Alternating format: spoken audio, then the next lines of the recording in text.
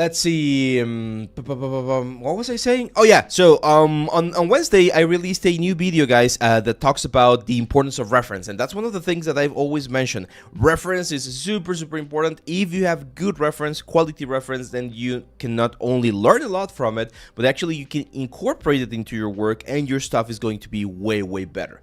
So today I want to show you that. So this right here are our good friends from 3DSK. Have you guys heard about this site before, 3DSK? Really good site. I'm gonna log in. I've been using this ever since I was in Noman, I think. It's been around for a long time. And it's an excellent like resource or place for resources in terms of photorealistic like information, right?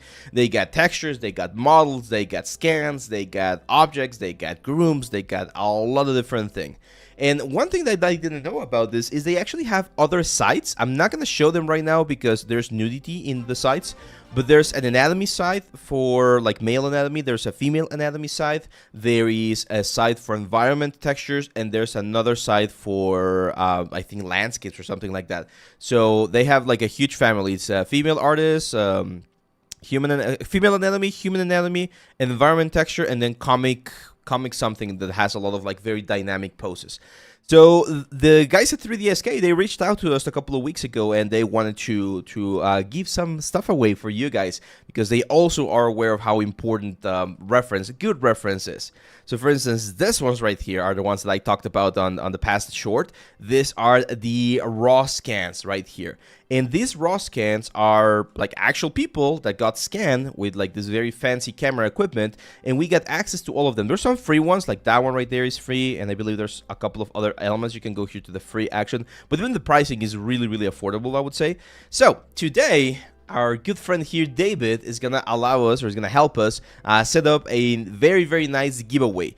Our friends at 3DSK are giving away 5 accounts with free credits so that you guys can download more stuff from the site. You can download photos, you can download references, you can download all of this ones right here. I actually downloaded this one yesterday, this Pete and Novak raw head scan. Very cool looking scan, and I'm gonna show you how we can use that inside of Zbrush, and we're gonna be working with that. So David, as soon as you have the information ready there on the Discord, let us know, because again, you guys can win today a free account with some credits so that you can use it for your next project.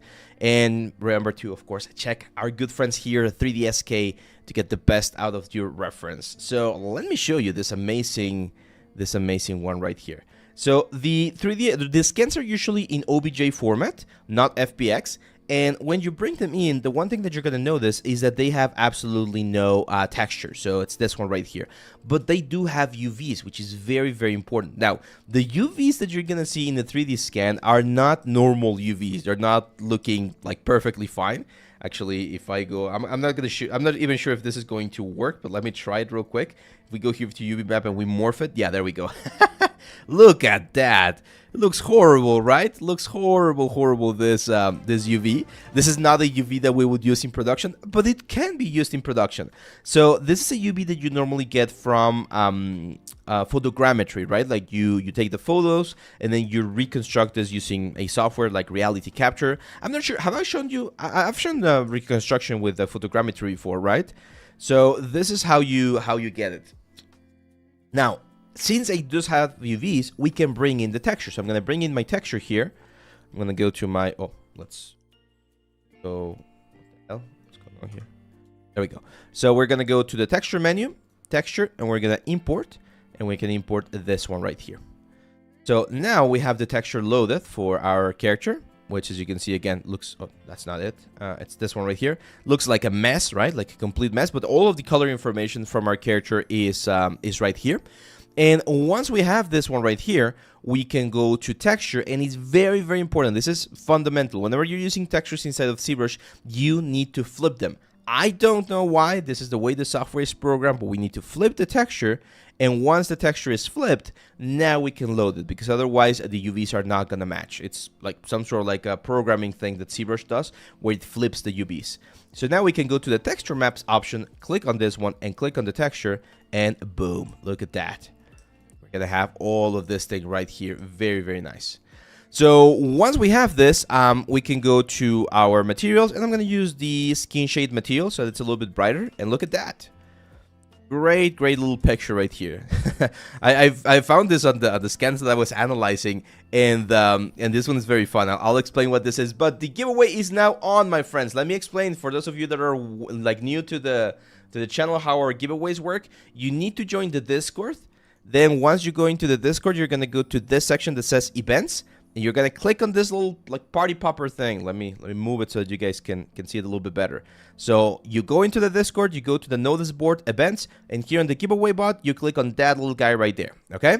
So the first winner is gonna get an account that we're gonna what's the word? Organize all of that stuff with our friends at 3DSK, and you're gonna get 150 credits for free, which again, quite valuable. So you can get a lot of information from those. Okay. So make sure to jump to the Discord right there.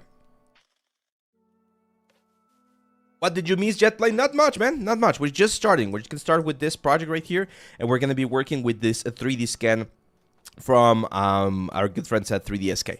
So this thing right here, can you guys guess what this is or what this is for? Like a little knob or like a little thing that is included on this photogrammetry. But can you guys know, or can you guys guess why they use this one? It's actually very like ingenious, I would say. That's right, Beckerdrop and Sar. That's right, Alan. Yeah. It makes the person stay in place. So imagine if I'm trying to take a picture and I'm just standing here. I'm gonna have micro movements. I'm gonna be moving a little bit like from one side to the other. So that guy right there allows me to exert a little bit of like a force there and make sure that the character or the actor in this case does not move.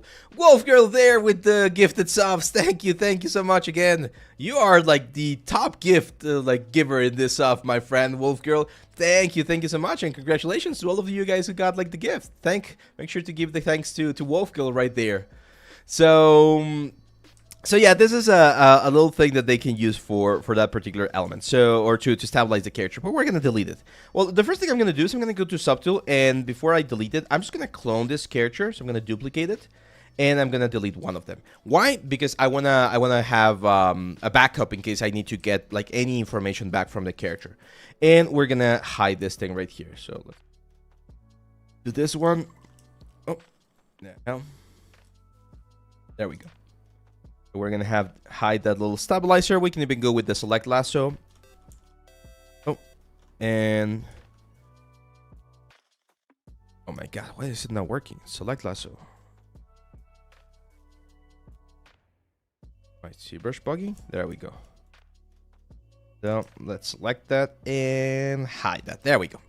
Now, we can use Dynamesh. A lot of people think that because we're using 3D scans, we cannot use Dynamesh. Right now, this is not Dynamesh. This is, again, it's like the photogrammetry stuff. So it's more like Decimation Master, where you're going to get triangles everywhere. But we can use Dynamesh. The only thing that's important with Dynamesh is that we keep the UVs. So there's an option, I believe, here on the Dynamesh section where we should be able to keep the UVs. Where is it? Dynamesh? Nope. Okay. Not that big of a deal. Another thing that we could do, I'm trying to think what we can do with this one in particular. I mean, we can work with the Decimation Master. I'm not sure why Dynamesh is not allowing me to keep the... Well, it makes sense that we're not being able to keep the UVs. Anyways, let's see. Can we share account with friends when we buy a course? Dude, that's not the kind of question that you should be asking me. I mean, there's no way for me to know if you're sharing an account or not. That's the honest truth. I appreciate your honesty in asking me the question. I understand that sometimes paying for this kind of like content can be a little bit expensive, so it's okay. I don't mind. If you later can support by buying the course or like helping here with likes and shares and subscribes and things like that, that's awesome. But yeah, dude, you don't need to ask me that, okay? yeah, it's fine. I understand. Like ideally, everyone should have their own copy, right? But but I understand. No worries. No worries at all. Let's see. Yes, I've seen the project Solid Mango. I'll answer after the stream, okay? Okay, so here's what we're gonna do. You guys are gonna help me decide how we're gonna transform this character into something different. Now, again, it's cool to have the texture. I don't really need the texture right now. Why not? Because we're gonna be changing this character into something completely different. So since we're gonna be changing him, again, we really don't need to have a specific thing here for the texture. And later on, if we want, we can transfer that information. Remember, we took a look at that a couple of weeks ago with the what was it, with the Marmoset like video where I transferred from a high poly to a low poly. So it is possible to do that. There we go. So the big question here is, what are we going to sculpt, guys? We need to transform this guy. We're going to use this base mesh right here to transform him into a different character. Now, I have a couple of options, okay? So we can go the traditional route and just do like a zombie. We can do just like a very basic demon, but that's just like adding horns. I really want to try doing an alien, so a little bit more like sci-fi stuff might be interesting. I also thought about doing some sort of like fantasy creature, but you know, a little bit more crazy proportions. There's also this characters from, I'm not sure if you guys remember, from Pirates of the Caribbean, the crew with Davy Jones that is like half fish, half man. That one looks quite interesting as well. So a lizard man, yeah, like a dinosaur kind of character. That's also interesting. We can definitely do something like that. So what do you guys think? What should we do here? Oh, you're welcome, YouTube Trailer Park. I'm glad you've been following for a long. Lovecraftian creature, like a Cthulhu or something like that. That might be interesting. Get some rest, Rubik's. Get some rest. I'll see you later. Oh, should we do a boat? Yeah, let's do a boat. Let's do a boat. Hey, but can we do a quick poll here on Twitch? Oh, or do we have a boat? I think I really want to do like an alien creature, to be honest. Alien concept art minus AI. There we go. We got a hype chest there. Got a new little icon. Okay, so take a look at some concept arts here for aliens. Unfortunately, we're gonna find some like AI stuff, but this is a technique that they use quite a bit for what's the word? For film, where they are gonna do paint overs or sculpt overs, the 3D scans to figure out the specifics of the character. Oh, I really like that one. That one looks very like Mass Effect, right? I think. Very interesting. Okay, let's start playing. Let's go and start playing. I sculpt daily 10 hours, but I'm slow in learning and making characters. What should I do? It's usually slow at first, my friend. It usually takes a while to get there. So my advice would be don't sweat it, and just be patient with your process. It really depends on how long you've been doing it. So we're gonna delete the ears. We're not gonna be using the ears from the character. And that's the first thing that I like to do with this scans. Like, I'm gonna remove all of the information that I don't need. Now, an interesting thing about this exercise, guys, by the way, I encourage everyone to try. Again, there's like there's a free scan on 3DSK that you guys can get. And it's a good practice because we're gonna be working asymmetrically, okay? So this whole character is gonna be done asymmetrically. And that is a good way to practice making sure that things are as, what's the word? As even and as clean as possible. So yeah, furry creature, no, we're not going to do a furry creature today. That requires other systems like XGen or hair cards or things like that. Opinion about AI making 3D models. They suck, man. They suck. I tried one of the services that has been doing it for a long time because I had a quick project that I was working on. I was like, let's give it a shot. Maybe it'll give me something useful. No, it sucks. It's really, really bad. Topology is bad. It's very expensive. So I was like, nah, not worth it. At least for now. I think, yes, the models are going to increase. But unless they create like perfect, clean topology, optimized topology and things like that, we're still going to have to do a lot of work afterwards. And you need to know how to do things properly, right? Let's delete hidden. I'm going to really increase the resolution there and Dynamesh. There we go, to keep most of the detail. Awesome. So no, I don't use them because they're not that good for what we're trying to do.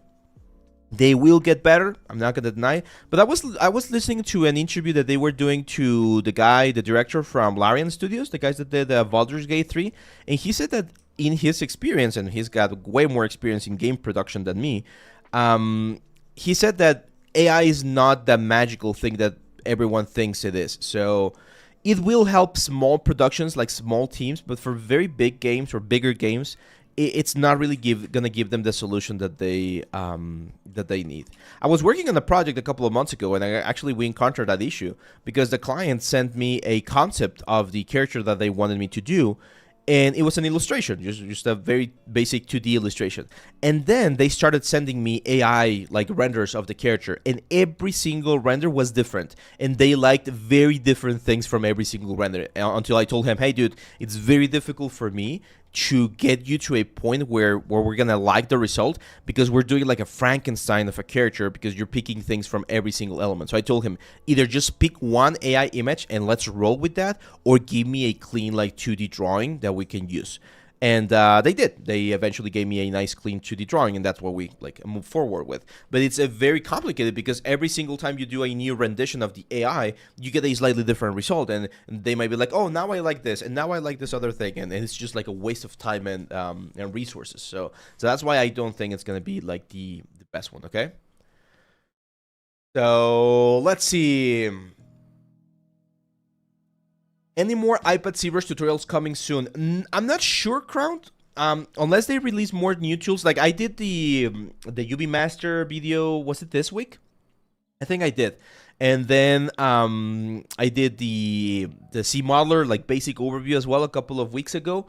But here's the thing: if you own ZBrush for iPad, Crown, you can watch absolutely any tutorial from the traditional ZBrush, like even the Oni course, for instance, or the anatomy course. And all of the tools that we talked about in those courses are completely applicable to ZBrush for iPad. The only thing that's going to change is the interface. But if you already know how to navigate the interface, it shouldn't be a problem to find all of the tools, because they are pretty much in the exact same places. Okay. So let's see. Okay, so that's the ears gone. And now, let's start turning him a little bit more alien-like. I don't really like this ones right here. So let's start pushing a little bit of the zygomatic arcs right here. I'm sad my iPad is incompatible with the ZBrush app. Oh man, that sucks, Wolf Girl. Yeah, I think it needs to be one of like the newer iPads. Really push it. One of the secrets to design, at least for creature design, is exaggerating the silhouette. That can really help to generate something that looks interesting. And in this case, in this particular case with the scan, one of the things that we need to be very careful of, if we cannot carve, imagine this is an actor and we're gonna be building some prosthetics, right, for film or something, or for a commercial or whatever. We need to only add volume. That's why alien heads in movies and in films, especially the ones that use like practical effects, they always look very big, right? Because of course you cannot remove skin, you cannot carve into the character, so they just add more mass and mass on top, and that's why it tends to be a little bit more intense that way. And here's where we need to start adding on both sides and figuring out. What's the best art app you recommend by Mindfreak? That's a great question, man. I mean, it really depends on your goal. If you want to be a 3D modeler, I would say ZBrush is probably the best one. If you want to be an animator, Maya. If you want to be an illustrator, Photoshop or Krita or something like that. If you want to be a game developer and you want to learn a little bit about code and things like that, Unreal. Procreate, yeah. Procreate, if you're using an iPad, is like the best one. So it really depends on what your like goal is for this particular elements. Hey. What else? It's got like a weird crown right here. So I'm gonna use my move brush here. I'm gonna be a little bit more extreme. Start like changing the silhouette of the head.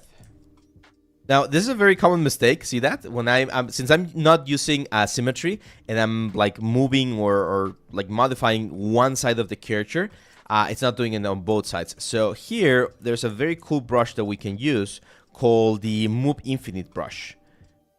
Infinite Depth brush. Where is it? This one, Move Infinite Depth. So when you do that and you're in like in a side view or something, you are gonna be pushing. Ooh, matching boot. That would be an interesting one. you're gonna be pushing on both sides of the character at the same time. Okay, so it kind of like goes across the depth of the element. Really, really good brush. Yeah, these are like crowns are very common in aliens. I don't want to do like too common of stuff. Let's do like a line here. Yes, I actually got my license for Cascadeur last year. I haven't really like explored it too much, to be honest, Alan, but I've seen what it can do, and it's quite impressive. So I'm gonna be trying it a little bit more. I have a character that I'm about to finish, a personal project that I've been working on, and I want to try like animating it with Cascadeur. Again, this sort of like a rich here on the top. Someone said like lizard character. That would be interesting. We need to respect the character, right? So we cannot delete stuff. So we're gonna have to work around what we have. For instance, if we're gonna give him more of a lizard nose, we need to add a lot of volume here on the nose. Anthony, what's up, my friend? All good, man. All good. Cascadeur is from the company that made Shadow Fight. What's Shadow Fight? I haven't heard of that one. Let's go right there. Bot says, hello, I've watched your AAA Axe course 3 times. I understand more things every time I watch it. That's how art works, man. That's the secret to art. Repetition. Every time we do something, every time we repeat something, we learn more stuff. I'm going to use my move brush here. What I'm going to do is I'm going to start pushing the mouth forward. There you go. See how much that changes the profile of the character? And again, since we already have all of the very nice information from the 3D scan, we're still keeping a lot of the detail, right? Like a lot of the forms, a lot of the perspectives gives us a very sort of like realistic alien. You could have done a new version of the mushroom alien. Nah, I've done that alien too many times now. I'm gonna use the chisel brushes, this chisel creatures, and let's add some ears. This one right here. I'm gonna turn on symmetry. Do we do small ears or do we do big ears? What do you guys think? Small or big? Big looks nice, I think.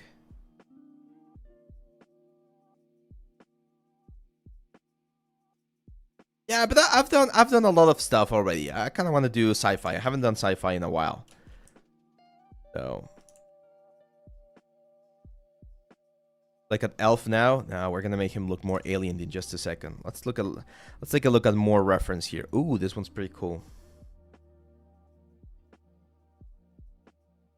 What do we do with the eyebrows? Do we keep the eyebrows or do we remove them? I think eyebrows definitely help it humanize him a little bit more. Have I ever tried doing Ape Sapien from Hellboy? No, I have not. I really like that character, but I have not tried doing that. Bruda. Let's add some cuts. I really like the Thanos cuts that we have on the mouth. Those tend to be quite fun.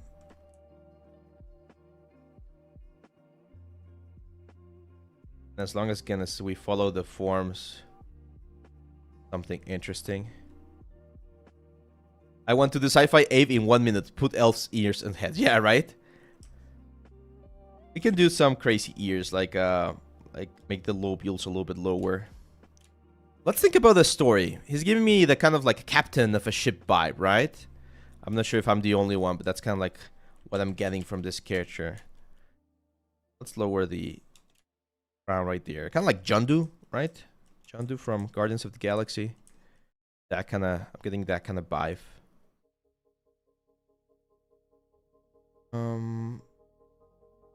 Not sure what to do with the nose.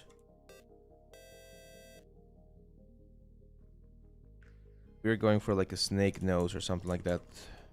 Or do we do for like the Admiral Akbar? Yeah, right? A little bit like that. No, I kind of like the normal mouth, to be honest.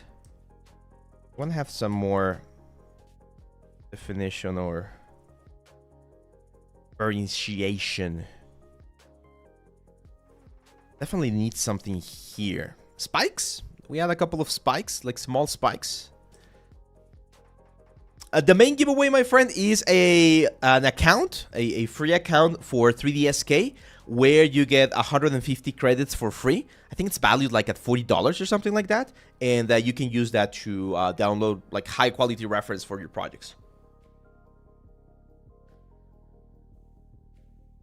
Secret Talks is asking, can I sculpt like this with a mouse or make characters decent from a mouse? Not easily. It is possible. I've seen people do that, but not easily. Yeah, I think some piercings there might be a good idea. That's I like that, Mori. Yeah, let's do that. I don't like the nose. I definitely do not like the nose. Unfortunately, aliens sometimes have no nose, but I really like this one right here. So, kind of want to incorporate that, but we need to push the bridge of the nose forward and flatten it a little bit to really get that, because it's nose plus mouth right there. I know I said we want to keep the mouth like close, but in this case I'm gonna cut it right there.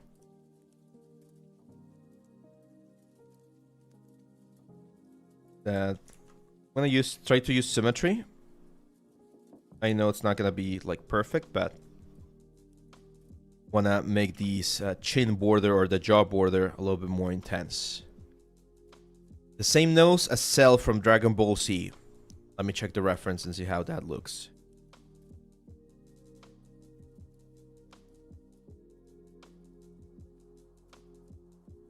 Let's see, Cell. The first one? This one? It's kind of like the Voldemort nose. Oh, like that? Interesting. Yeah, that could work. That could work.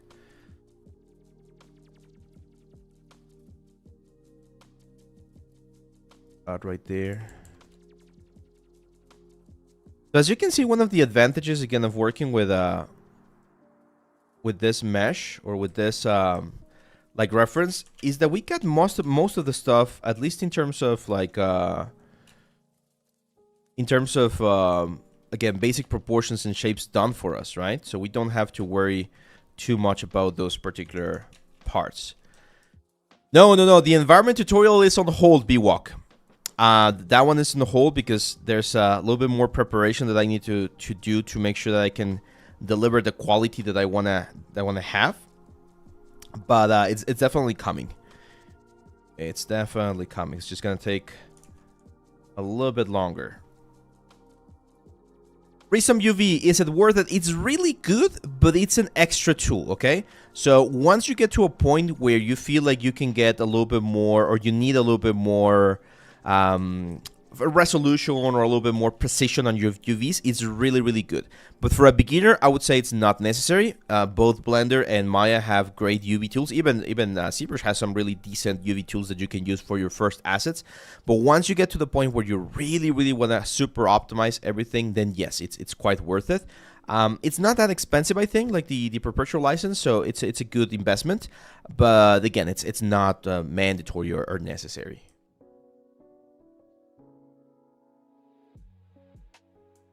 Want to add like indentations here on this area.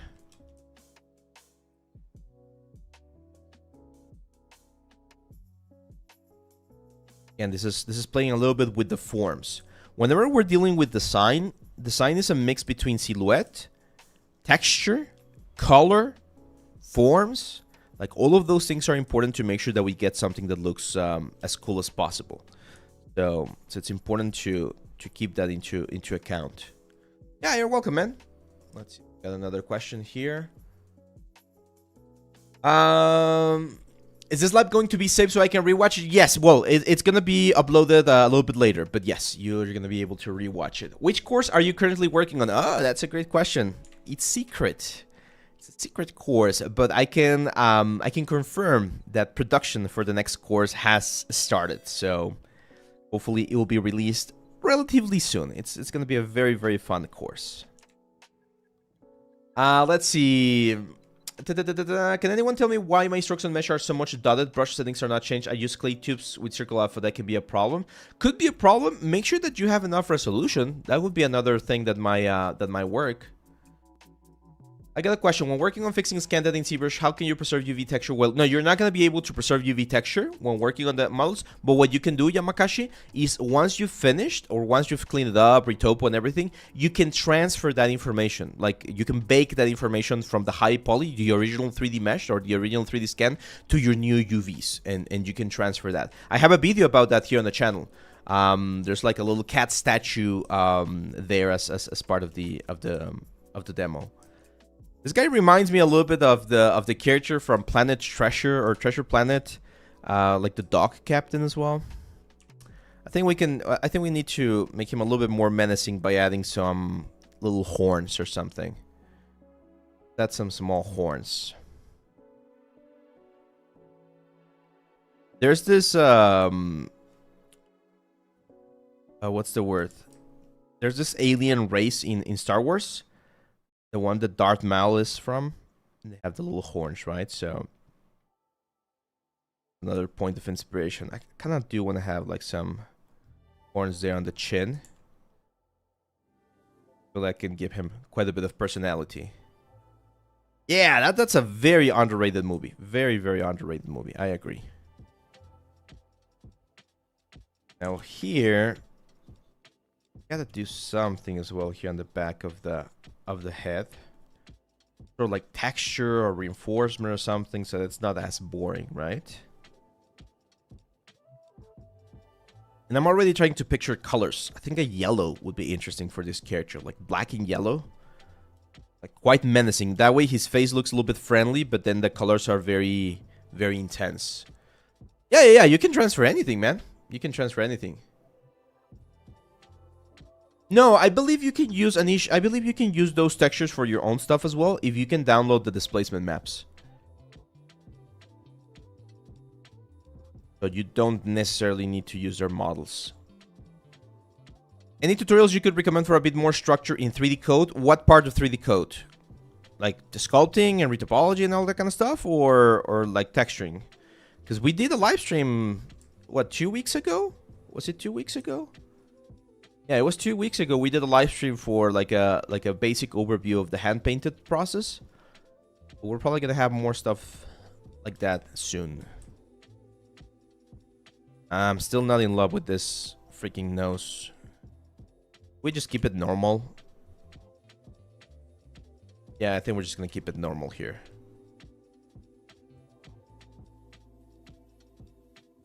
That makes more sense.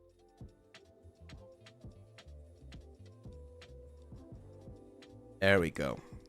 So I think that's a really good shape so far. Like I like the silhouette. Trying to see if there's something else that we can do. Like a couple little like plates here on the top might be interesting. Very Star Trek-y, right? I've never watched Star Trek, to be honest. Like I've watched one of the movies, I think, but I've never been like a Trekkie fan. Is that the proper proper name that they use? A Trekkie? I think so, right? I've never been a Trekkie. Been more of a Star Wars fan myself. I'm not against Star Trek. It's just Star Wars was always a little bit more interesting to me. Accentuate the eyebrow. Yeah, I think we can accentuate the eyebrow a little bit more.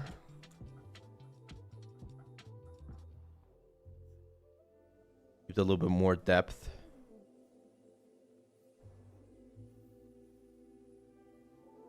There we go. And now we can compare. Like this is how our character looked before. This is how he looks now, right? So quite the change, I would say. Quite the change. That's good.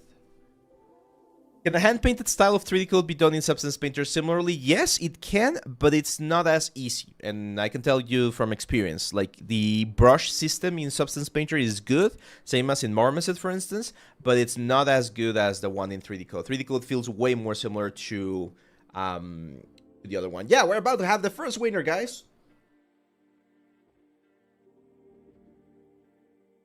20 seconds. 20 seconds, 15 seconds for the first winner of today's giveaway. We have a bunch more, okay? So get ready if you don't make it. 6, 5, 4, 3, 2, 1. And the first winner for today's giveaway is... Congratulations to Kevin Gonzalez. Kevin Gonzalez, congratulations, my friend. You are the first winner for today.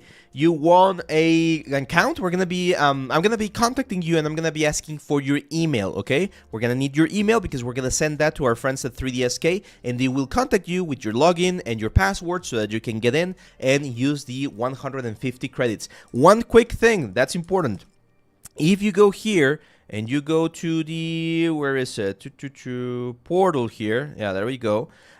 They have all of these different like sites, okay, and the account is universal for all of these sites. There you go, look at that. And we're live here. So the environment textures for 3D, the reference for comic artists, female anatomy, human anatomy, human and animal photo reference, like all of these ones right here, all of the sites, the 150 credits that you guys can win today can be used for those, okay?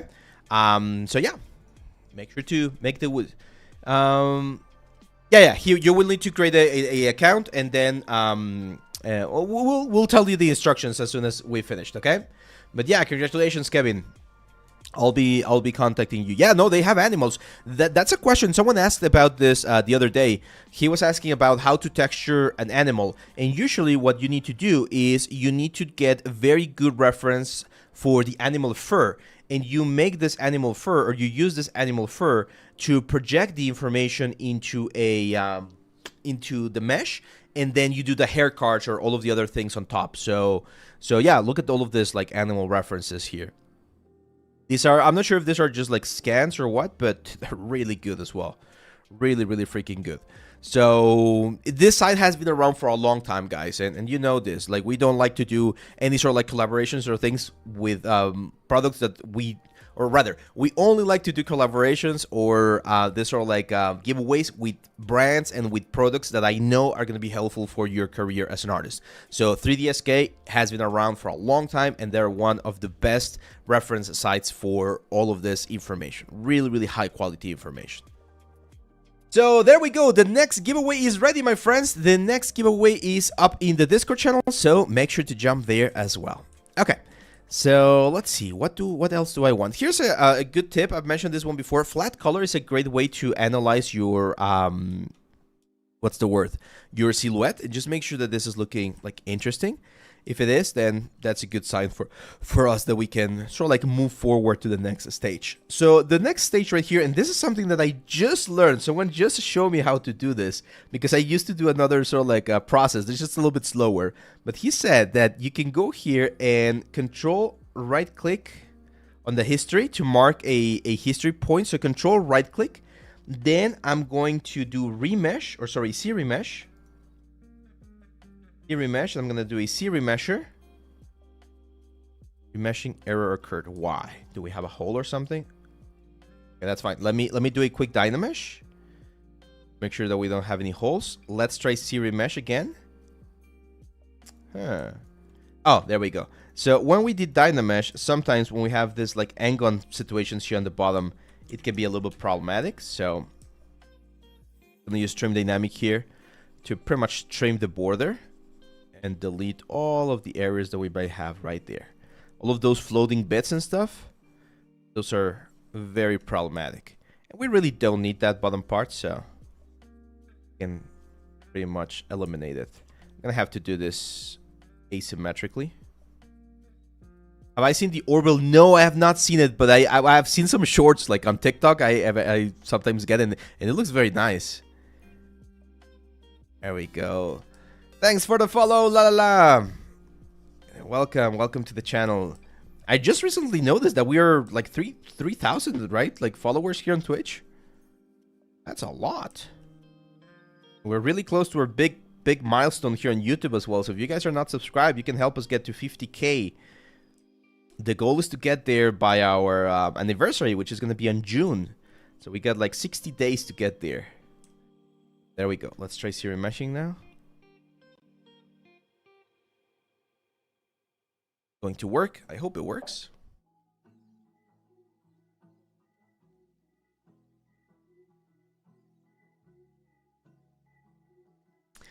That's a great question, man.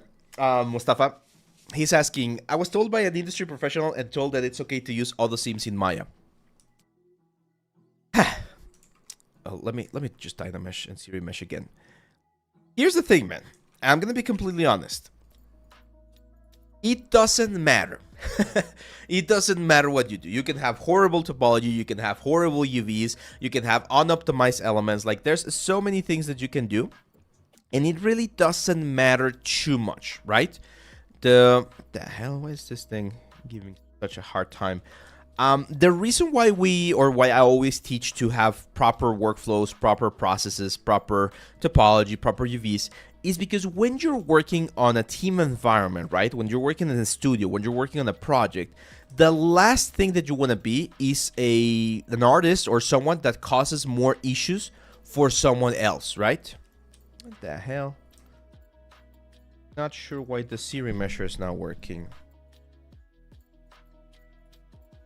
Okay, if this happens, we can go to modify topology. I'm gonna do weld points, and I'm gonna do a close holes.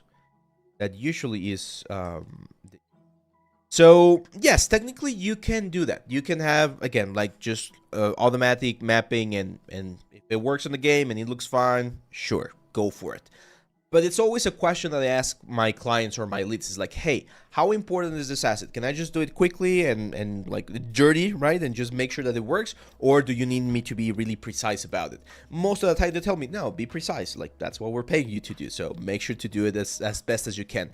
But every now and then, and we've had that here in the studio, for instance, we need to deliver an asset like right now. Like, we have 40 minutes to do a complete asset. You do whatever it takes to get it out of the door, right? And yes, it might not be optimal, it might not be perfect, but if it looks good, then you're fine. It's just my thought process, or my sort of like philosophy is, you should be able to do it properly. You should be able to do it the right way. And then if you need to cheat, or if you need to take some shortcuts, okay, because of the needs of the project, that's fine. But you should always know how to do it properly.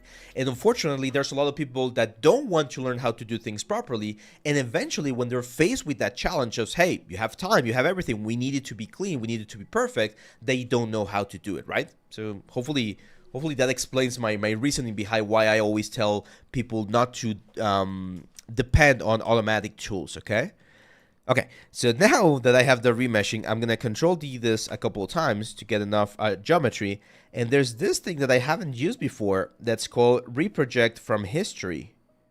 This one, Project History. And it will go, remember back then when I press Control and right-click, it will project from that particular point. So this saves me a step where I would duplicate the subtool, keep the old one, and then just do the whole thing. It's a nice little tool. It's a nice little tool. It just changes it.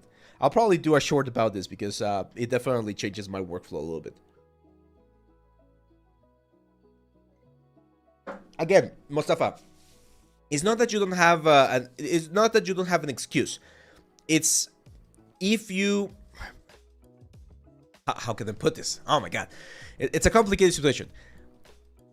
In my opinion, since your portfolio should be the best of your work, you should do things manually and as clean and as optimized as possible. Why? Because not everyone that watches your portfolio or sees your portfolio will have the chance to ask you why you made certain decisions, right? Does that make sense?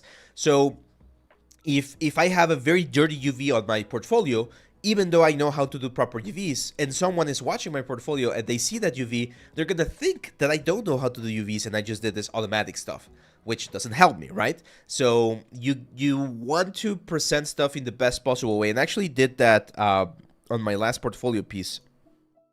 I uploaded the little fish because I found it fun. So I have it here, ArtStation. There we go. So I uploaded the little fish that we did on the live stream. That's the Marmoset viewer. And I uploaded shots of all of the process. So that's the final shot, that's the sculpt, that's the UVs, that's the textures. And I do this so that if someone sees this piece, it's like, oh, yeah, like we got all of the information. Like I understand the whole process. There were no shortcuts. The optimization is good. The UVs are good. Like everything looks fine. Because I could have done a mess with the UVs, or I could have done a mess with the retopology and just show something like this, like just the final picture. But then people don't have enough information. So that's why I think you should always try to push to the best of your abilities, right? Let's see. The channel, Photobashing, the channel is on the events channel. So if you go here to our Discord channel, okay, you join the Discord, and then you go to Notice Board, Events, and you click on that little party popper thing right there. And you can get, again, the chance to win the 3DSK account. I do some sculpting ZBrush when putting the Maya. It seems a bit plastic. What should I do? Make it true realistic. You need to work on textures, Ellen dear. You need to work on textures. Okay, so now that we have more topology, now we can start like really cleaning stuff up. And this is again where we're going to be really put to the test, and we're going to need to really add all of the information. And again, I'm going to go here to 3DSK, and I'm going to get a picture of a face. So let's go.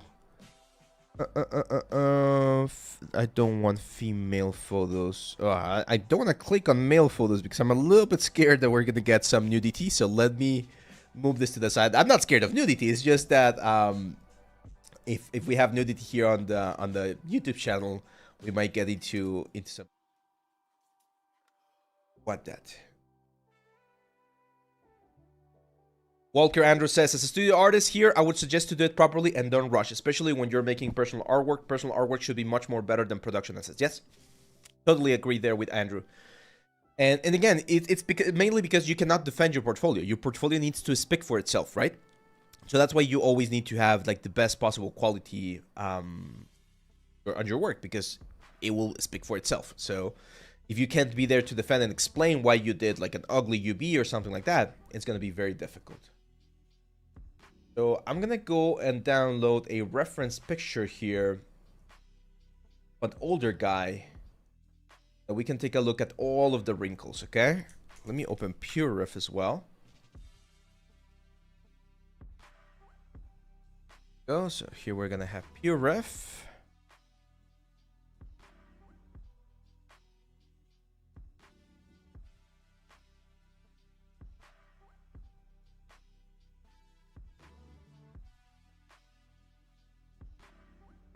Awesome, this one.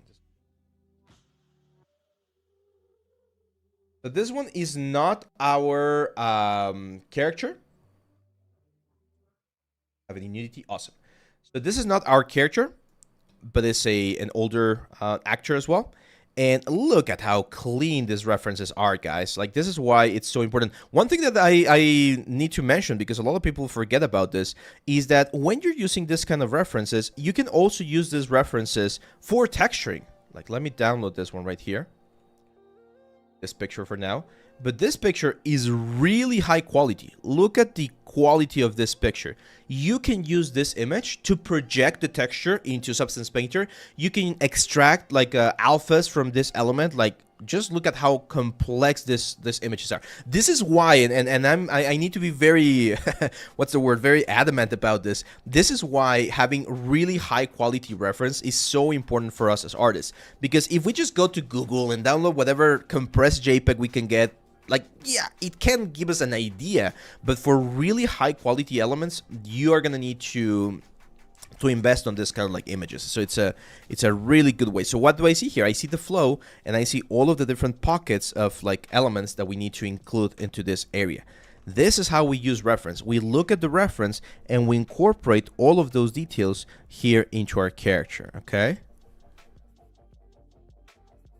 That's the way of like the proper way of doing this. And this is not something that's new, by the way. If you've ever done research about like the old artists, I'm talking about Renaissance stuff, right? Michelangelo, Da Vinci, all of these guys, they would do reference by drawing. They would do studies, a lot of the studies for the Mona Lisa, for the David, like all of the like big sculpts and stuff like that. They would do all of those references. They would they couldn't take pictures, of course, but they would draw.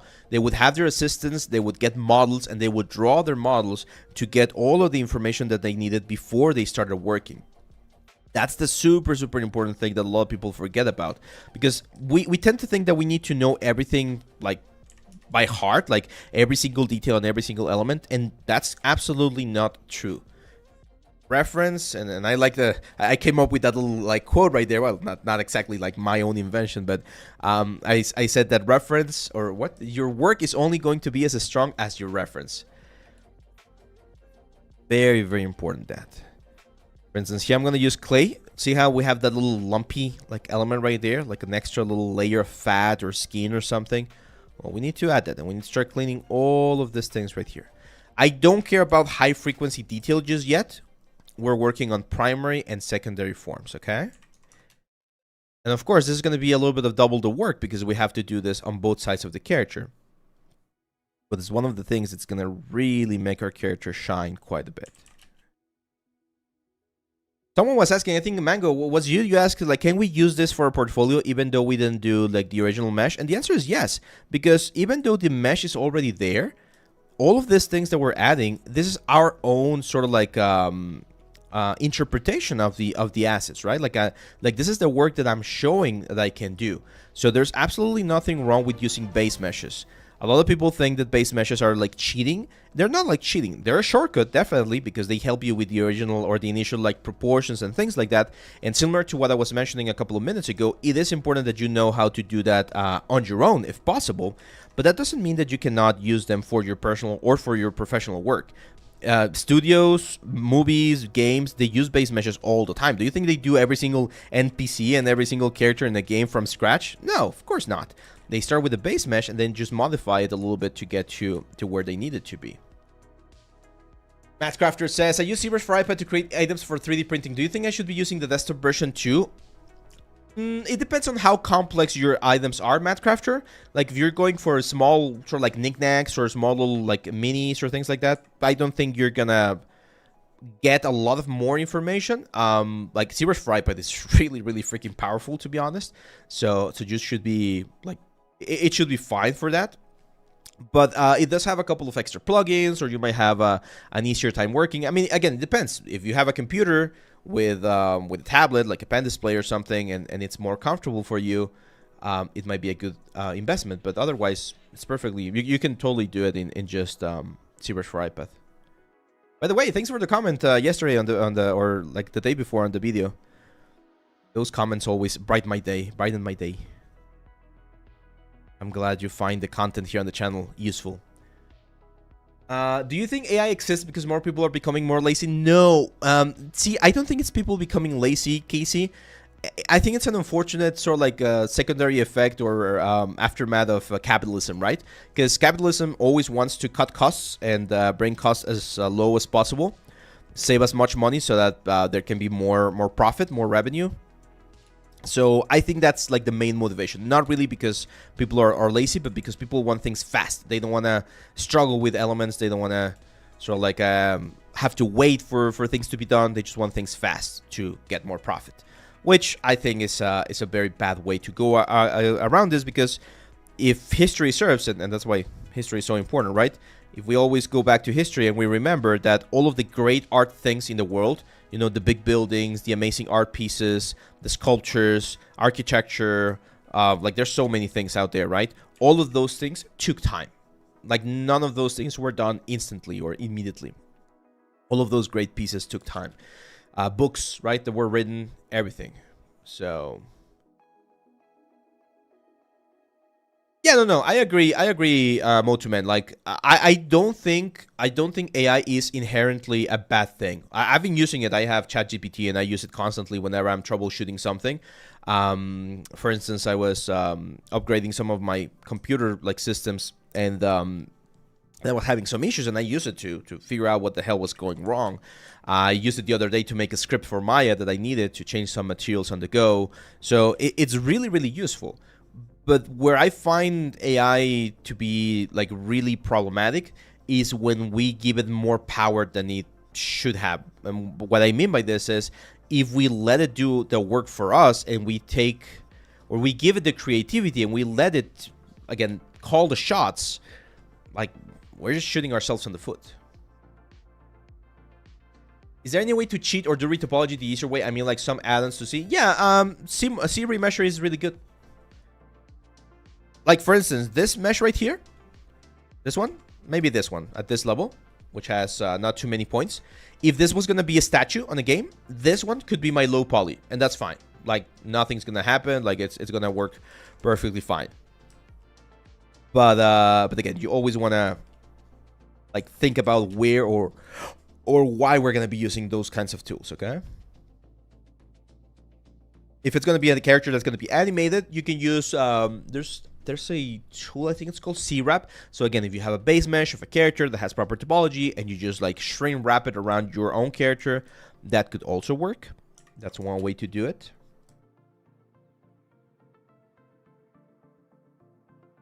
Bit of a sharpness there on the lips.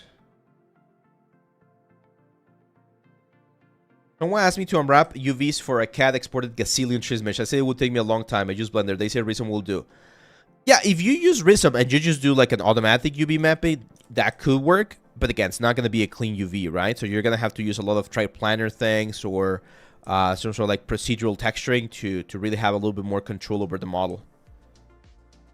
But you could potentially do that inside of Blender as well. Just like automatic like plane maps or whatever.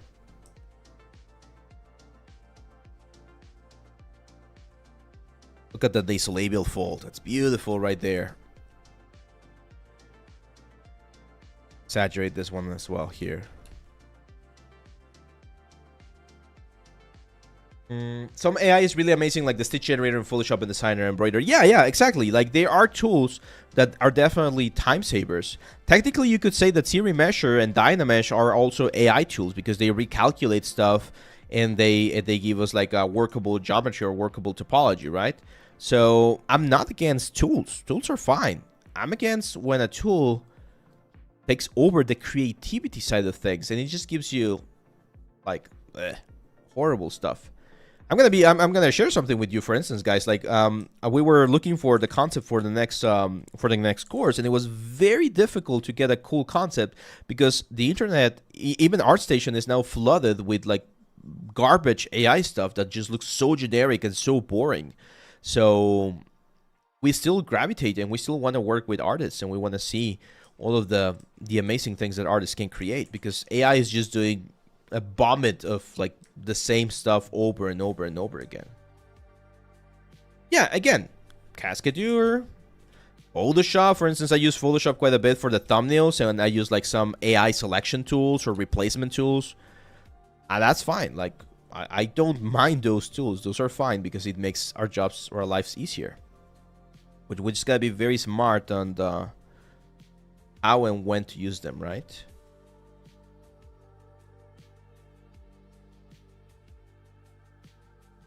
And once again, like I've been saying this quite a bit, it's very important that if we're going to be using AI, we also know how to do it on our own. Because if we don't, the moment we cannot use AI, or the moment that the project requires a different approach than what we are used to with AI, we're going to be in trouble, right? We are going to be in trouble. There we go. Do we add like a big scar on the right side? I think that would be interesting. I think an interesting scar. I really like when characters are like they have things that make them a little bit different. For instance, I'm gonna fill in this eye. I'm gonna sort of like clean it up or polish it to make it look like he's blind on this eye. Yeah, I like that. Gives him more personality, right? The other day I was looking at a reference about truck drivers. Truck drivers in the world, right? And truck drivers, since they're driving their trucks and they're always getting hit by the sun, the face of the truck drivers on the side of the window is way more damaged than the face on the shadow side. So that was very interesting, and it had a lot of like blemishes and like scarring. It's like very old skin on one side, and then very sort of like not new skin, right? But a little bit less damaged skin on the other side. So I think I kind of want to do something like that here on this character. Damage it a little bit more on one side.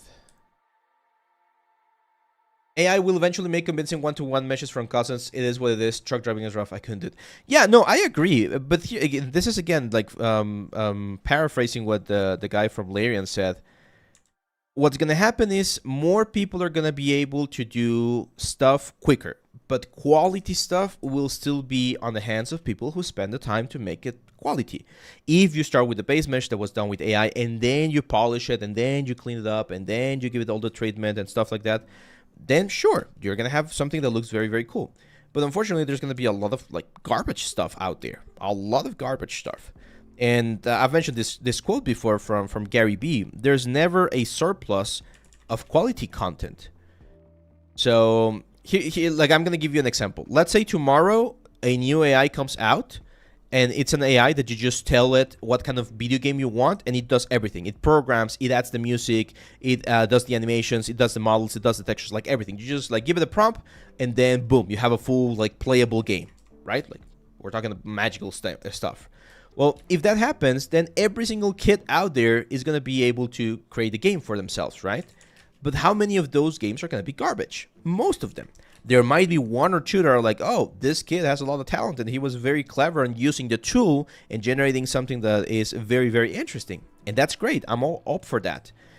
But there's going to be more stuff, right? It's like do you guys own a Switch? Like a Nintendo Switch? If you go to the e-store or to the like a Nintendo store or whatever, how many like shovelware, like stupid like games are there? Like a lot. Like there's like thousands and thousands of games that are like garbage, complete garbage. And it becomes difficult to filter out like some hidden gems here and there. That's the same thing with AI. Like yes, there's going to be a lot of content being created, but how much of that content is actually going to be good? Very little. Very little. And people will value. You will see that because the market or society or the customers or whoever you want to call them, we're not stupid. We know when a game is good and when a game has quality, and we know when someone's trying to just like shove like stupid shit down our throat, right? So it's important that we don't forget that. I'm gonna give you another example. Like I've heard that the new movie, I haven't seen it, so please no spoilers, but I've heard that the new movie, The Thunderbolts, is really good. Like they actually like did a really nice movie. It has like a really nice like score on Rotten Tomatoes and stuff like that. So I'm quite hopeful that they're gonna be doing something cool. But we know when Marvel does like horrible movies. Like I'm a huge fan of Thor. It's my favorite superhero, and I agree that the last Thor movie sucked. It was really bad. Ragnarok was really good, and then the last one, Love and Thunder. Oh man, that was a tough one. So again, the audiences, the market, the clients, people know. Yeah, no, it will be consumed, Pupuru. I understand. I understand that not everyone has the exact same taste or sensibilities. But it is a good way to know whether or not you're going on the right direction, right? Like, we're not that stupid. Like, as a society, we're not that stupid, and we understand when something is really, really, really freaking bad. So that's my point. 5 more minutes, guys. 5 more minutes. You still can enter to our giveaway here for an account with reference for 3DSK. An account with 150 free credits for you to use on your creations. Devachi, Dan Demon. I'm not sure what that means. It is Voldemort in Star Wars universe. It kind of looks like it, right? Like it's a, it's like a sci-fi version of Voldemort or something. Definitely, definitely. I can see the resemblance.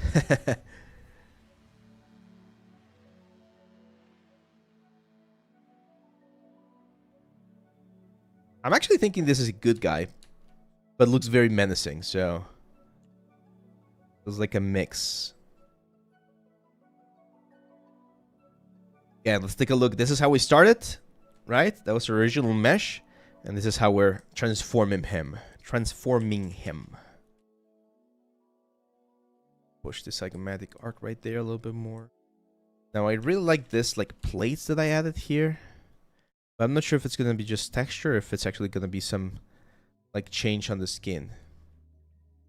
I think gaming community is more rational than movie lovers in terms of consuming. We have seen a lot of examples in recent years like Concord, Suicide Squad, Yeah, I agree. Well, I kinda agree, because I've also seen what like little kids play and what they like, and you're like, okay, well, that's a new generation. That's another thing. We need to understand that there are certain things where we're already getting older and we're not the ones calling the shots. Like, companies don't really care about what we think. I'm gonna give you a perfect example. The Pokemon company, right? I'm a huge Pokemon fan. I love it. I love Pokemon. But the last couple of games have been atrocious. I actually liked Sword and Shield, but Scarlet and Violet were horrible in terms of quality, right? At least I think so. Like performance and graphics, like they just look like shit. Just look like shit. So, but they don't care. The Pokemon company doesn't really care, because who buys those games, or who is it more important for them, or they care more about kids buying the games and the merch and all that kind of stuff than us as adults, right? Like, they don't really care what we think. They just want to sell plushies, and they want to sell cards, and they want to sell stickers and lunchboxes and things like that. So we need to understand that there might be certain things where we're not the main audience or the core audience. And in those cases, well, if the companies don't want to invest, if they want to use AI, if they want to do or make bad decisions, and they feel like it's worth it for them, there's not much we can do except to vote with our wallets, right? Yeah, I agree, Topi. Like, and I've mentioned this when it happened last year. From an artistic point of view, programming and all the stuff, like the execution of the game was great. Like, all of the models were great, all of the textures, the environments. Again, the programming felt tight. Like, everything was okay. It was probably the design and the marketing choices and a lot of other things that really didn't help the overall thing. That's the reality, man. That happens. That's life. There we go. Okay, I like it. I like how this guy is turning out. I have I did this before. I have an armor, a sci-fi armor that I did a couple of years ago, and I like using that as a placeholder. Let me bring it. I have it right here. Let's see. Load to.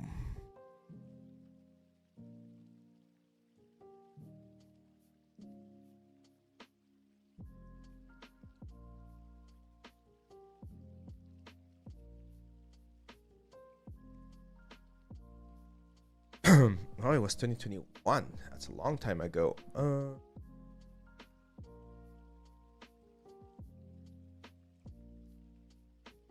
We got a winner! There you go, Captain Cold!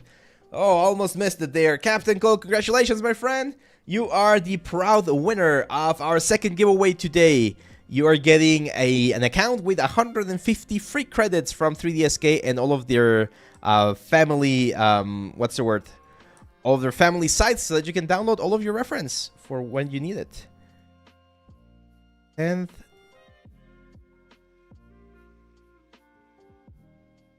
congratulations, my friend, and we're going to be starting the next one very soon, guys. Just give me a couple of seconds while David sets it up here for us on the Discord.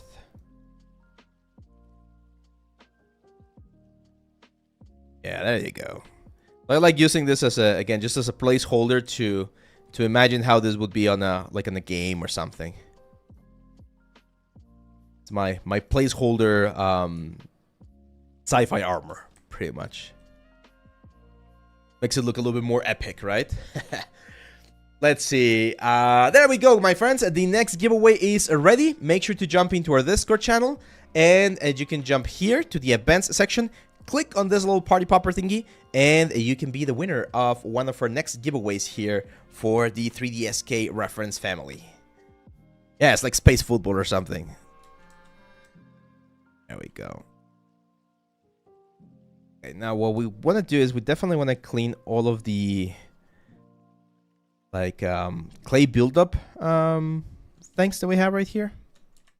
Skin is a lot smoother than what we think, so get rid of all of those things right there. Let's see. I'm not sure I want to be able to watch the whole stream. So is there going to be a recording of it? Yes, Dai. It's gonna be uploaded to YouTube soon. Either comes off as a scholar or a mob boss, right? And I'm kind of like getting inspired by John Doe, I think. So it's gonna very John Doe vibes. A lot of aliens are always bald. That's another sort of like common thing. Because its hair is one of those like tricky things to work with makeup and all of those elements. So my headcanon so far is that he escaped his planet after he was taken over by Hive Mind. Now he worked his way up to the general and he's got PTSD. I like that. I like that. That's not the scar.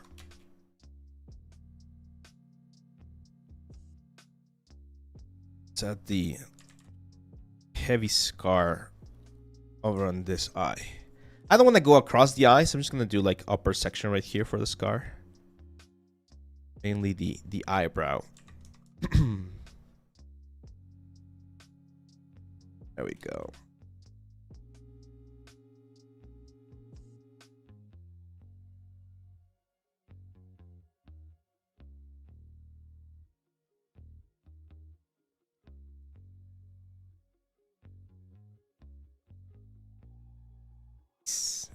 Nice, nice, nice. I like it. Capcast, what's up, my friend? Welcome. Do you have an opinion on whether you should present your characters in T-pose or pose in your portfolio? Yes, this ever since I graduated, Sushi, and this was all the way back in 2016, we were always recommended to do characters in a pose. And you can see that in my portfolio. Do I have it here? One second. The first characters I did, like, it doesn't have to be a crazy pose, but just like a pose that does not just like a typical T-pose. So if you look at my portfolio, none of my characters are in T-pose. Like, this is probably the simplest pose that I have. This was, again, 10 years ago. And at least I made him grab a sword and move the hand a little bit, just so that there was a little bit more, you know, element to it. That one is in a pose. This guy is on a pose. That guy is on a pose. Again, it's another very sort of like relaxed pose, but it just makes it, like, in this case, it's just like rotating the torso a little bit, moving the hands down, and then just like moving the head a little bit to the side. Like, even something as simple as this is more than enough to get something interesting for your portfolio. It definitely helps. It definitely helps. Even the Oni, we do that on the Oni course where I just like give it a very quick pose. I sculpt in T pose. I always sculpt. Well, actually, I sculpt mostly in V pose. But yeah, I strongly recommend making sure that that you add a little bit of a pose. But you don't need to make it super complicated. Like Mango here saying he's got to rig his wall brain. You can use tools like AccuRig, for instance. AccuRig has a very quick like rigging process. Might use a little bit of AI. I'm not sure, to be honest. But that's another one that you can use for your projects, and it works well. And add some blemishes. Let's see. Hey, I'm curious on what your usual workflow is when it comes to projection. Like, do you start with a dynamic sphere and then retopo and then project? How do I approach it? What do you mean by projection, Nameless Rishi? You mean like a texturing projection or projecting texture? Or I'm not exactly sure what you mean.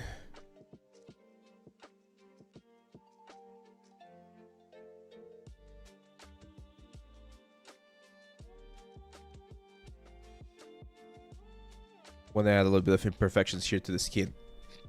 Devachi says, I'm learning sculpting and training as much as I can. Now I'm creating a little project, Realistic Mewtwo with his distinctive features. I hope it will be cool, just like in my head. Nice, nice. That's good, man.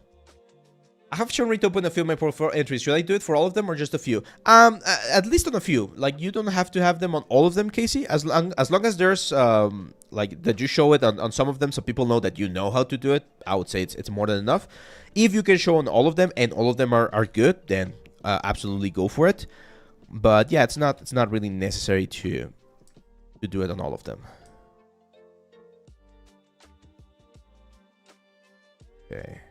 Okay, now I want to add a little bit more detail. So let me see if I can get some skin references here. Yeah, like this one's. I want to see if I can get some like high quality like wrinkles and things like that. A good way to show you how to use those as well. Are there any possibilities as character or asset artist with Blender if the result is good? Yeah, totally. You can totally do that. Oh, look at this, guys. Look at this beautiful textures for the skin. Wow, these are great. These are really freaking good. Nice, nice, nice.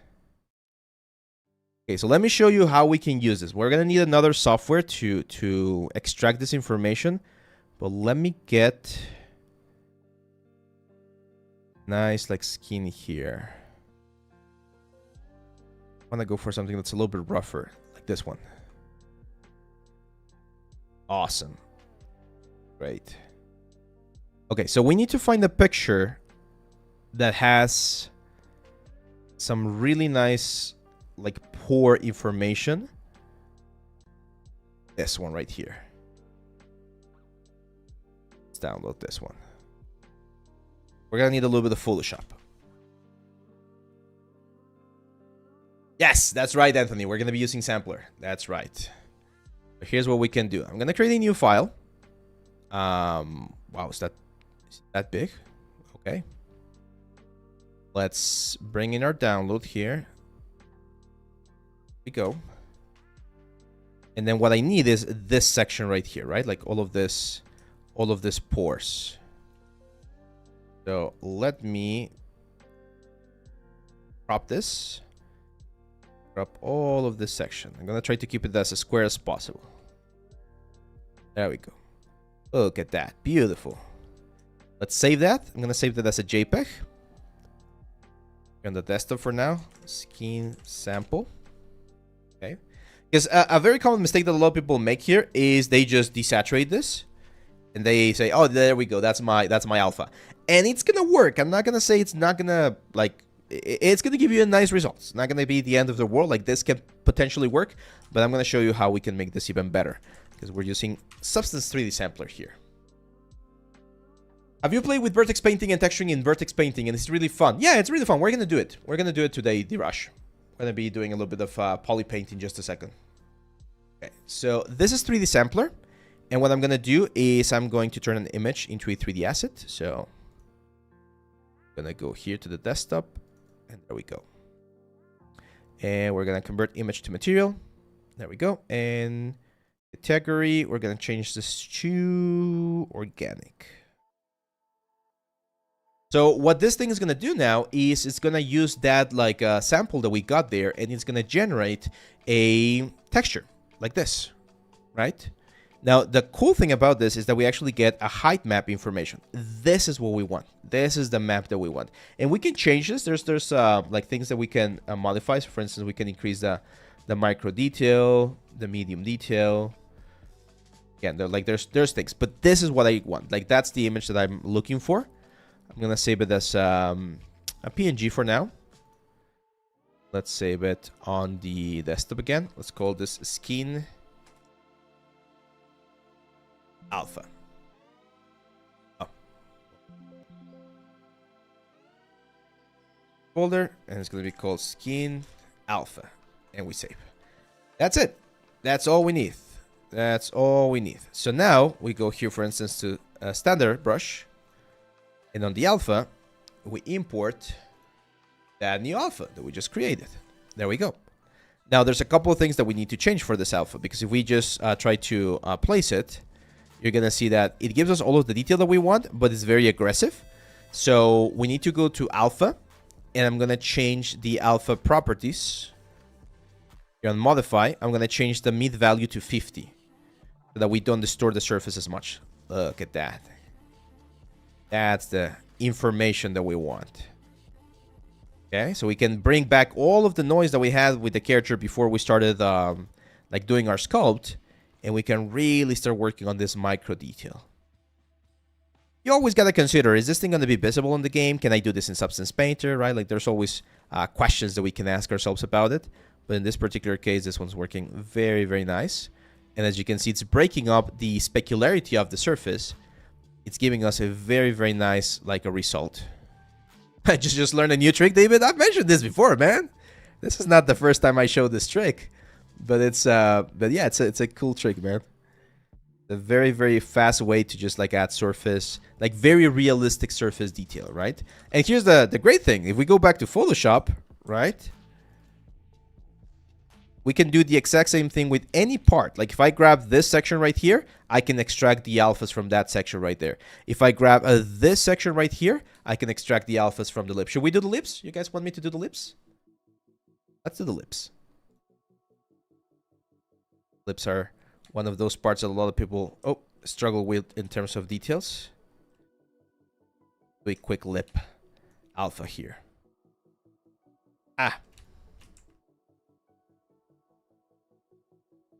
Needs to be a square image. That's important. Try to capture the lips right there. There we go. Save this. Up. I mean, you can do anything, but JPEG is fine. Let's call this skin lips. So here it goes again. We go substance, sampler, file, new project, don't save. To material, lips, organic, create. Yo, XYZ is very good as well, guys. XYZ is really, really good. But yeah, there we go. As you can see here on the little sphere, you can see how this thing look in terms of like the detail, and all of the detail on the lips is there. I know it doesn't look like much over here, but it is there. Okay, so you can totally extract it from this. I'm gonna increase the micro details quite a bit. You can really see all of the pores. Okay, and then right click, save as bitmap. Let's call this skin lips. That's it. So now we can go here with our character, import the alpha. The alpha thing that I mentioned, it's per brush or per alpha. So you still need to go to this one and change the meat value again to 50. Here we go. Now, as you can see, there's the lips right there. So ideally for this one, what we want to do is we want to mask out the lips. Invert the mask. Then find the point where the detail is going to be projected. Right. And then we can use that as a starting point, right? Like, remember, you don't want, similar to what we've been talking about, like AI and all that stuff, you don't want this thing to be in charge of all of the details. So you can go in there and like manually sculpt and change the elements on the lips. But it's going to give you a nice texture that you can utilize to get you closer to the result, right? Let's see, lip sphere, it's so cursed. Yeah, I know, right? Is there another way to generate the alphas with substance? Yeah, I think so. I think you could, again, you could try doing it manually. There's other tools. I know there's like a tool online that you can use to generate the alphas. Here I'm going to change my alpha to something a lot sharper, like alpha 46. I can really create all of the lines here on the lips. So yeah, like substance sampler is not the only way to extract the hide information, but it's, again, relatively fast. And if you're paying for a Substance Painter, you probably should have access to Substance Sampler as well. So it's one of those things that, again, if you already have it, it's worth it to just use it, right? Is it worth to buy the full version of Substance Painter? I'm subscribed. I pay for my monthly subscription because it's part of my business. So it's more worth it to me to do that. And as part of my monthly subscription, I get access to all of the Substance Painter family stuff. So I got Substance Designer, Substance Painter, and Substance Sampler. But I've seen some people buy the the package on Steam, I believe. I believe it's on Steam. So yeah. Yeah, no, it's fine. Again, I don't think there's an issue with having AI-based stuff with this kind of elements, right? So that Abillo says, hi Ave, the interior part of the pectoral muscle is in a male should be round or sharp. I'm learning, and in the reference I look at, it's different depending on which one I look at. I don't know if explain. Yeah, so again, you are completely right there, Toth. It depends on the reference. So it depends on the kind of character. Some people will have very smooth or very sharp effects on the pectoral muscles. Normally in like superhero stuff and things like that, you want to make like a very intense like indentation on the center so that the pectorals look really strong. But again, it really depends on the concept or the work that you're doing. So the very famous alpha, if you guys probably used it before, is this one, the elephant eye. This one's very, very good to add to add some like wrinkles here on the eye. The eye section. Gonna go a little bit less intense. Yeah, you're welcome, man.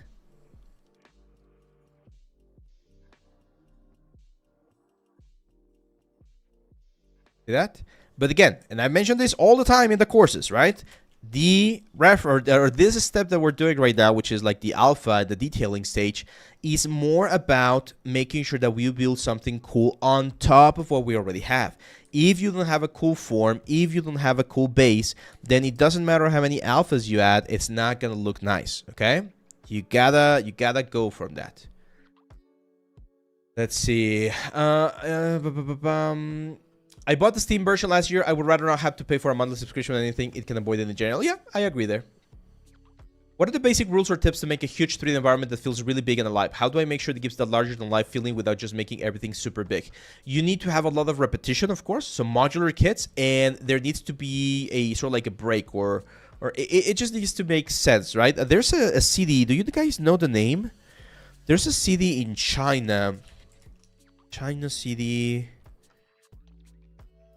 Where it has different levels. It's very famous. Shongqing. Not sure if that's the proper name to pronounce it. But it's this one right here. And if you look at it, one of the reasons why it looks so impressive is because no matter where you look, there's always complex stuff. Big shapes, medium shapes, smaller shapes. So all of those kind of things are important. To make something, as you say, that looks grander than life. And there's a lot of repetition, right? Like a lot of like patterns are repeated, but it has to have some sort of like thought behind it, not just like crazy repetition. I was always curious, if someone cracks Adobe apps and use them in their game assets, would they ever know? I'm not sure. I don't like working with cracked software, so because I don't want to risk it. But I know there's a lot of studios that use it like frequently, like crack softwares. So I don't think it's as easy for them to know. But again, if you get famous and people like find out that you were using pirate software, you can get into a lot of issues. I understand. I was a student as well once. Like I was in the studio. I'm not gonna say what studio, but I was in the studio. There were a lot of artists there. Again, I'm not going to say the number because then you're going to guess what studio it was. And all of the software in that studio was pirated. All of it. Absolutely all of it. And they were working for big clients as well. So it's like, I mean, I was not part of the legal department. So yeah. I'm not sure if they're still doing it this way. This was like a long time ago. But yeah. They visit the studio, Andrew, but as far as I know, they usually only do that on the US, Canada, and some European countries. Like, I don't think they're going to go or come down here to Mexico, for instance, to check if your software is right or not. Okay, so how are we doing? Do we have the giveaway now? 12 minutes, 12 minutes. Okay, I want to start doing a little bit of color, okay? We're going to do a little bit of color. And we need to decide what color do we want our character. Do we want a red character? Do we want a green character? Do we want a blue character?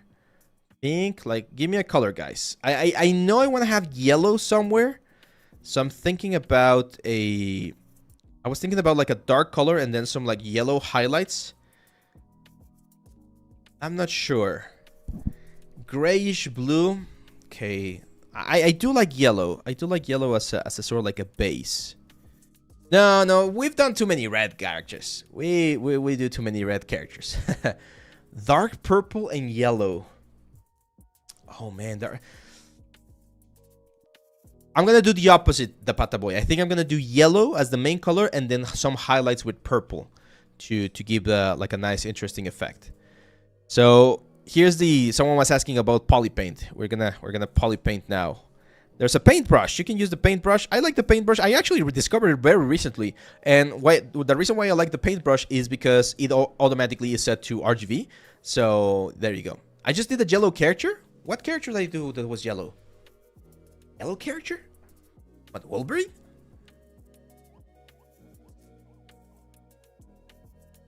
Yellow character. I did the blue character. I did the fish. Marmoset? Oh, yeah, that's right. I did the goblin. Okay, okay, yeah, that's right. Blue. Purple. Let's try purple. Purple is a tricky color. Look for purple alien. Purple is a tricky color because it tends to be very overwhelming. Very, very overwhelming. As you can see, we don't have any like Majin Buu is probably like one of the big ones. Yeah, I guess Predator. Okay, I'm gonna do purple, but I'm gonna do a sort of like a bluish purple, like this, and then let's play with the hues. Grays, like not super saturated yet. Okay. Better do textures in Substance Painter on my Mewtwo or just use painting. If you're gonna do the full process, Debachi, so if you're gonna be doing, what's the word? If you're gonna be doing absolutely everything, like UVs, like Thanos is another one that's purple, of course. If you're gonna be doing UVs, Retopo, and all that kind of stuff, yeah, then you definitely do the painting inside of Substance. Oh, that one's gonna be coming this year, man, but it's gonna be later in the year, okay? Purplish green. Yeah, we're gonna start with this one. So I'm gonna say color, fill object. There we go. So that's my sort of like my base color. And what we need to do, and this is important, this is why I was showing you some of the references, guys.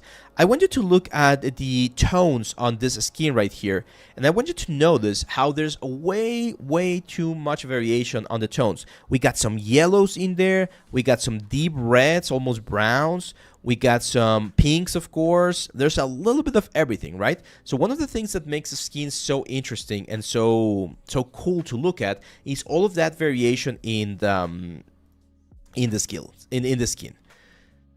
So what I'm gonna do here is I'm gonna start with a darker color, like a dark red color, a little bit more towards the pinkish, so something like that. I'm gonna change this to color spray, and I'm gonna change my alpha to my alpha 23. There we go. And what this will do, as you can see, is it'll give me dots. Can you see those? And that's gonna sort of like mimic or try to mimic the like complexity that we sometimes see on the skin. In this first layer that I'm adding here, I'm gonna add in all of the areas that are a little bit warmer. Okay, so imagine where most of the muscles or most of the blood is going to be like flowing in the character. I'm gonna be adding that here.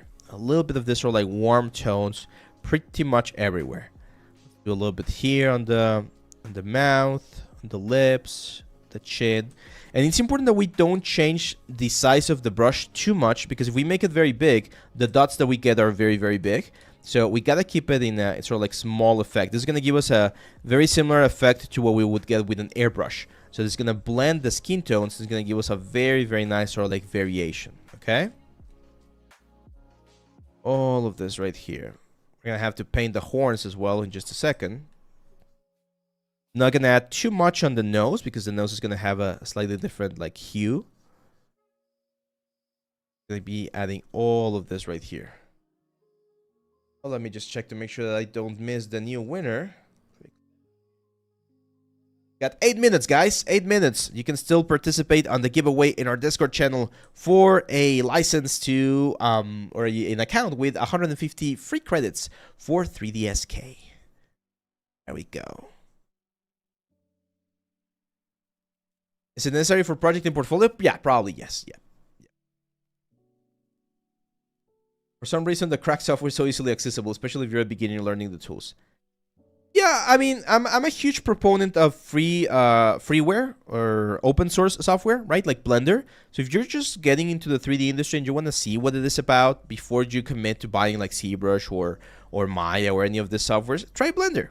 It's great. If you want to learn a little bit about texturing, try Krita, try GIMP, try all of this other software that are like free. Anthony says, I'm in a conflict. I can take Marmoset or 3D Code Textura. Which one do you think is the most worth? Marmoset.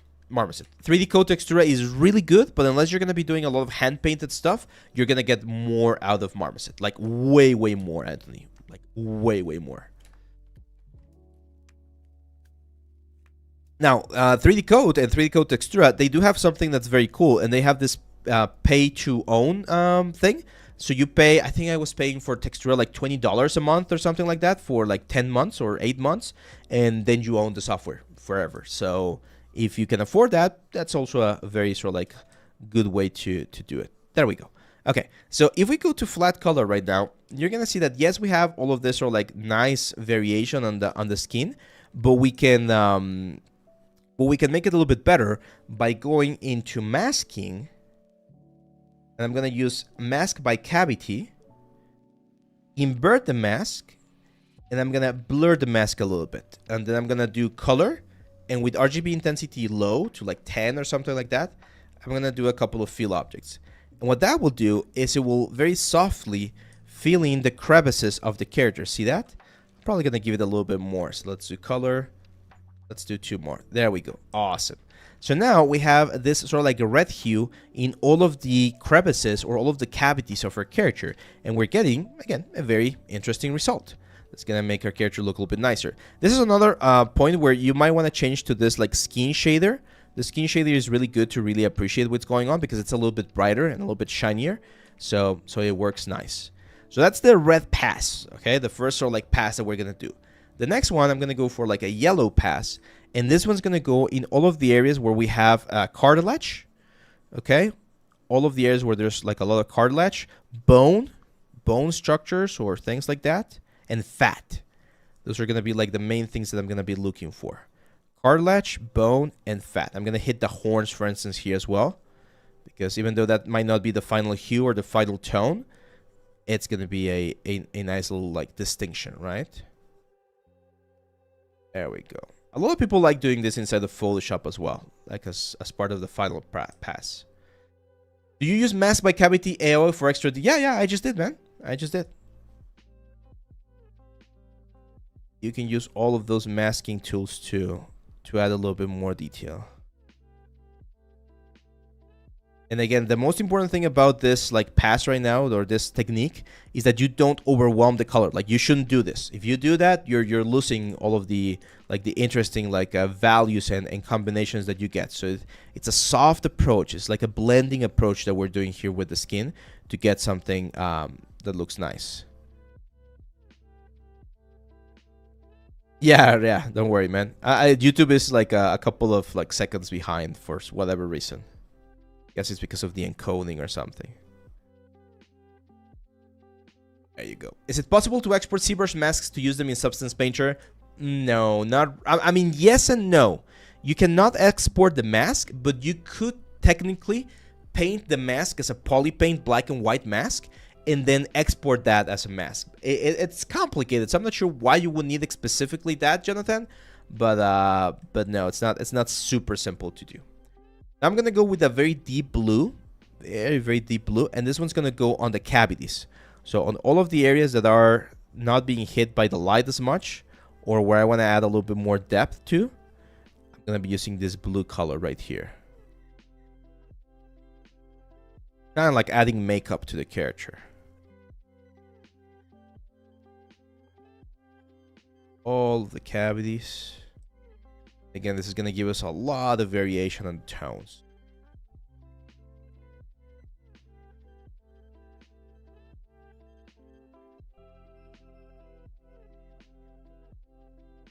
ZRemesher is a good way to get good retopo for presentation and texturing. Depends on the objects. If it's an object that's not going to be deformed, yes. If it's an object that you're going to have like animation deformation, you probably want to do like proper retopology if possible. 30 seconds, there we go for the next winner of our 3DSK 150 credits for your projects. We're going to see who the winner is in just 20 more seconds. 20 more seconds, guys. Go 10, 9, 8. 7, 6, 5, 4, 3, 2, 1. And the winner of the third giveaway for today is our good friend. We got. Who do we got? Hey, it's not updating. There you go, Snake 2.0. Snake 2.0, congratulations, my friend. You won the 3DSK 150 credits account for your projects, okay? Again, I'm going to be contacting all the winners in the following hours after we finish the stream to explain how the process is going to be. I'm going to need an email from you, and I'm not sure. I need to double check. David's going to help me with this after the stream, but I need to double check if you need to create an account previously and share your account, or if you need to give me your email and they're going to create an account for you, okay? But yeah, I'll let you guys know how that works. And we got the next one ready, my friends. The next one is ready. You can again go right here into our Discord channel and go into the events section. Make sure to click that little red thing right there, and you could be the winner of our next one. I believe we have 2 more, right, David? We have this one. This is the 4th one, and then 1 more, if I'm not mistaken. Pretty sure we have 1 more. Okay, awesome. So we got this one right here. Now I'm gonna add a very intense red color right here, and this is gonna be like my subsurface scattering. This is where we could actually use something like the mask by ambient occlusion. Where is it? Mask by ambient occlusion. There we go. So I'm gonna mask by ambient occlusion. This one's gonna take a little bit longer because it actually needs to do like a render pass of ambient occlusion. And what's gonna happen is all of the occluded areas are gonna get masked. Okay. How to solve baking issues? I have plenty of videos here on the channel about baking stuff, man. I'm probably gonna, or actually no. Let me just do this manually. What I'm gonna do is I'm gonna add a little bit of ambient occlusion. There you go, No Soy Lotus. What's up, man? Welcome. So I'm gonna add a little bit of red on the highlight parts of the character to indicate or mimic what we would normally get with subsurface scattering. This is a good way to highlight some areas, give them a little bit of a boost in textures. Just make the character look a little bit more alive. Right? There we go. Look at that. Now, I call this the clown technique because it looks like a clown, right? It looks like we're giving it a little bit too much makeup. But here's the trick. We're going to go back to the original purple color, and with a very low RGB intensity, like 10, I'm going to start filling it. I have the color information over here. I'm going to start filling it until we sort of blend those tones down a little bit. See that? It's a little bit too much. I want to go for a little bit more darker saturated. There we go. So we sort of remove a little bit of that intensity by filling the color of the character, and it becomes more like a layer. And then once we have this, we can again go with the different colors. For instance, I'm going to go with a little bit of a darker purple here. Go with a higher RGB intensity. Let's go very dark here. And we can start breaking the skin again. In traditional media, this technique is also known sometimes as glazing, where you go with very, very diluted layers of paint, and it creates a glaze that overrides a little bit of the color, but not too much. Not too much. And now, again, now that we have that vase, that very basic idea of the general colors and tones, now we can play again with the elements. So for instance, if we want a little bit more yellow, I'll go with the yellows. Just add a little bit more light there. Not too much though. Not too much. Very, very soft. As you can see, I'm working with or we can work with lower levels of opacity on the RGB intensity, so that we don't overwhelm all of the elements. Okay. Yeah. The spikes are made from bone, so we're gonna paint those spike in just a little bit. Actually, let's do that already. They definitely look a little bit weird. Now we're not gonna go that saturated. Bone tends to be a little bit lighter.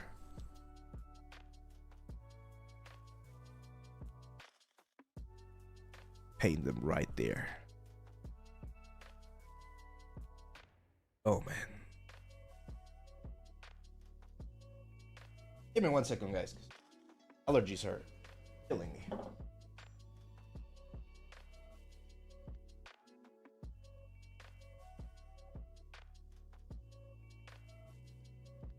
There we go.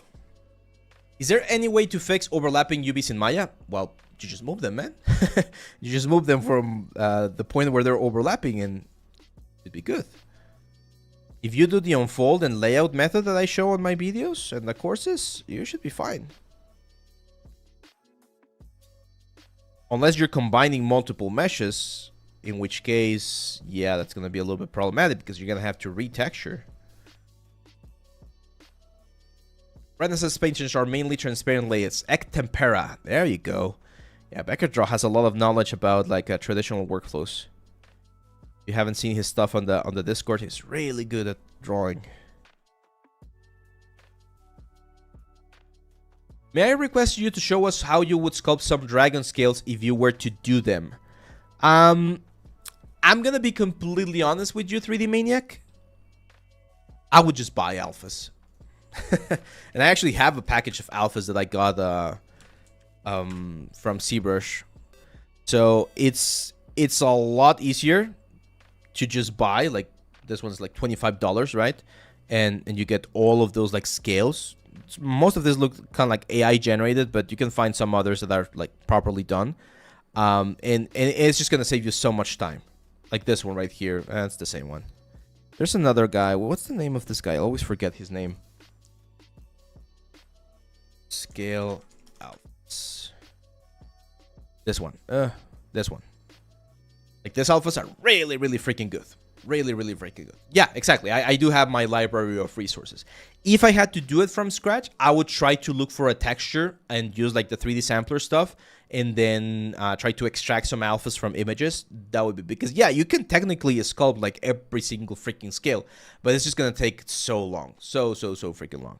So this is one of those points where it's like, if you want to spend the time and again sculpt every single thing, fine, go for it. But there's smarter ways to do it, like way smarter. Okay, if that's the case, then yeah, you might need to like sculpt literally, like do one scale and then duplicate it a bunch of times, add a little bit of variations to the rest of the scales, duplicate it more times, and pretty much create your own tileable texture. Again, it's not something that's gonna be like super easy, but it can be done. Paint the eyes.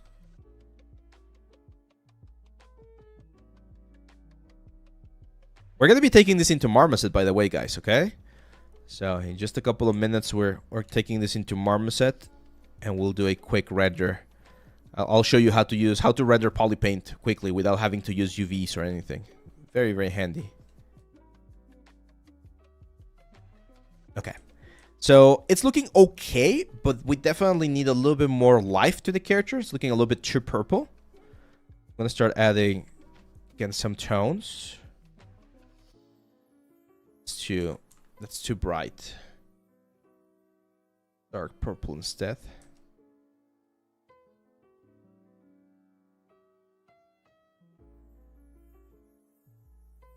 What we want here is again, we want to add a little bit more variation so that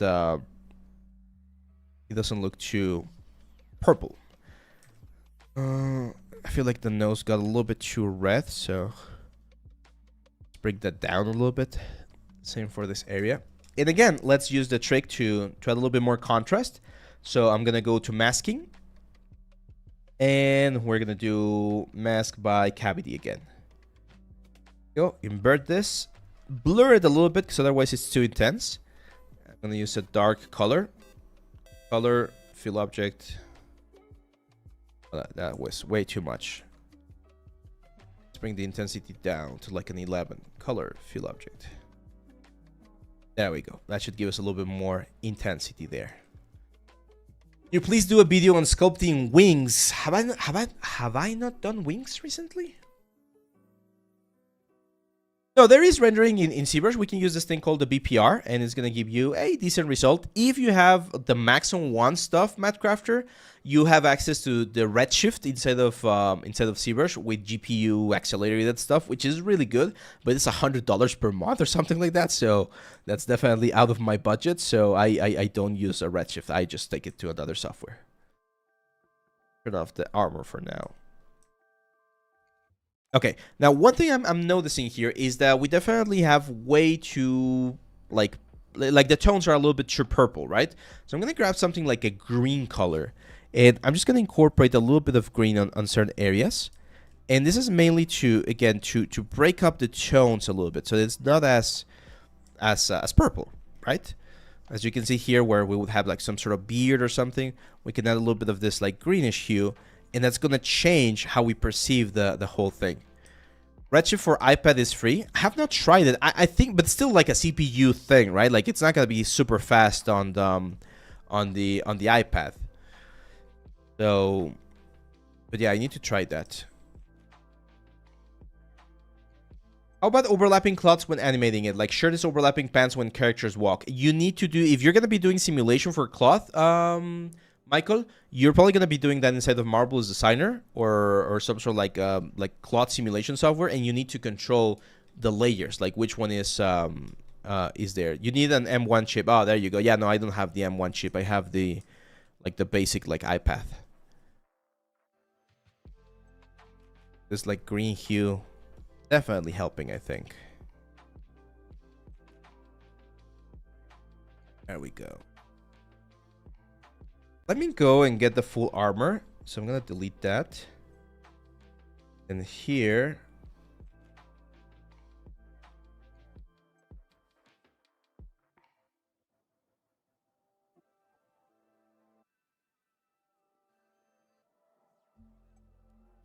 No, we do need that.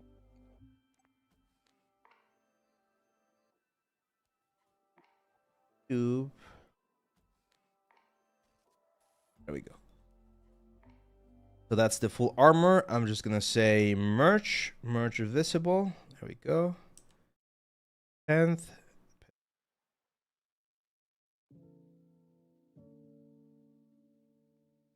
Proper size. Oh. Go.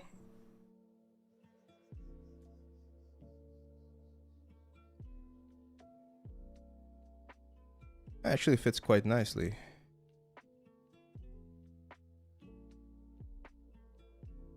Yeah, it's not bad.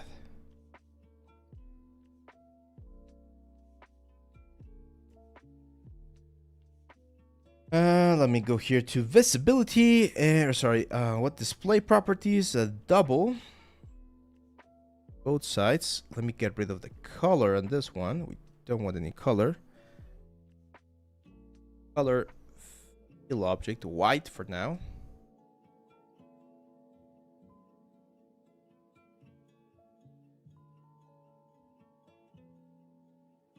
Neck thing right there. There we go.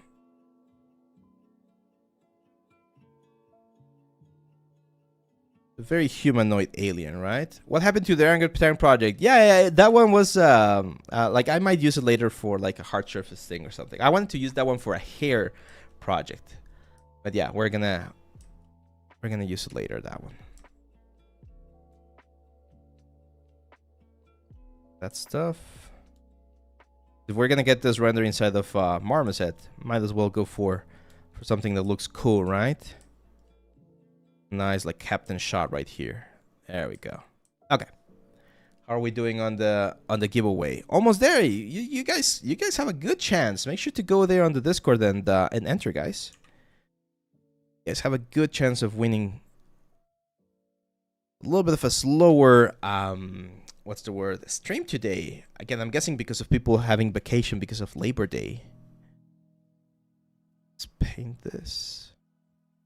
Now here's where we can really have fun with the colors, because since the eyes are going to be quite important, we can go for like an orange eye or something. Or as we mentioned before, the yellow eye might be a nicer one. Or like a mix of both. Paint this in. Now on this one, we might need to paint a little like reflection. It's gonna be a little bit tricky because we don't have as much geometry. I think I'm gonna leave it white, to be honest. Green eyes. Let's try green.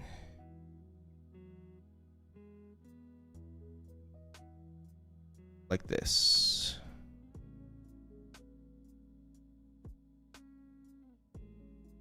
Yeah, green doesn't look bad. This is the problem with doing polypaint, of course, that you don't have as much control as if you were doing traditional paints with materials and everything instead of substance. It can still give you an interesting result.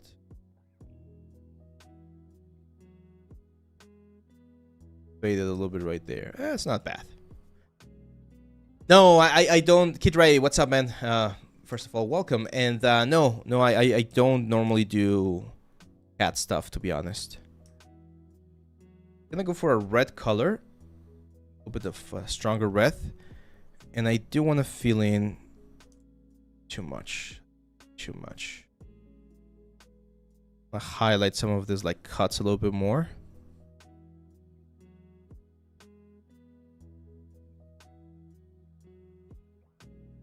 Go.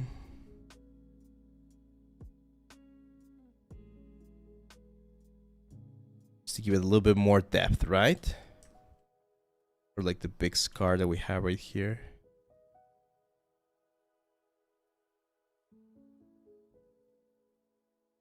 I kind of don't like the eye. I think I'm just gonna go white eye and then we're gonna fix the eye in post-production.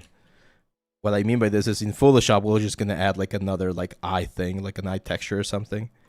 It just like makes it look a little bit too weird with the weird like colors. It looks like my kid trying to paint his like a coloring book or something. Let's see. What do you think? 3i AI 3D generators. Yeah, it's. I've tried some of them, Genaro, but nah, they're not good. Oh, I don't think they're that good, to be honest. We've mentioned that throughout the stream. Like that's not something that I'm gonna be using, to be honest. Okay, cool. So let's take a look. This is how we started with this amazing scan from our good friends at what's the word at 3DSK, and this is our modified version of that same scan. Of course, we need to go through the same process. You know what? I'm gonna try. Can we try that? It's gonna be difficult to try it, to be honest. I was going to try to see if I could bring in the skin texture and then just overlay it on top of it, but it's going to be very, very complicated. I would need to bake it or something. No, I don't think we're going to be able to do that, but we could potentially do that. We could potentially bring in the skin and just like project it into the character to get even more like complexity. But I think this is fine for now. Can Blender render finals that could be put? Yeah, totally, man. Totally. Actually, I'm not sure if you guys, like I mentioned this frequently, right? But on the site, we have this one, the portfolio presentation workshop. It's a small tutorial. It's for free. You can get it right now, and it's a 2-hour workshop where I show you how to create the piece for your portfolio. It's this scanner right here, and we do this all in Blender, everything in Blender. So Matt Crafter, if you haven't gotten this course, go for it, man. It's free. It's right there. All of the like information, all of the models, textures, everything is included. So you should be able to follow very, very easily.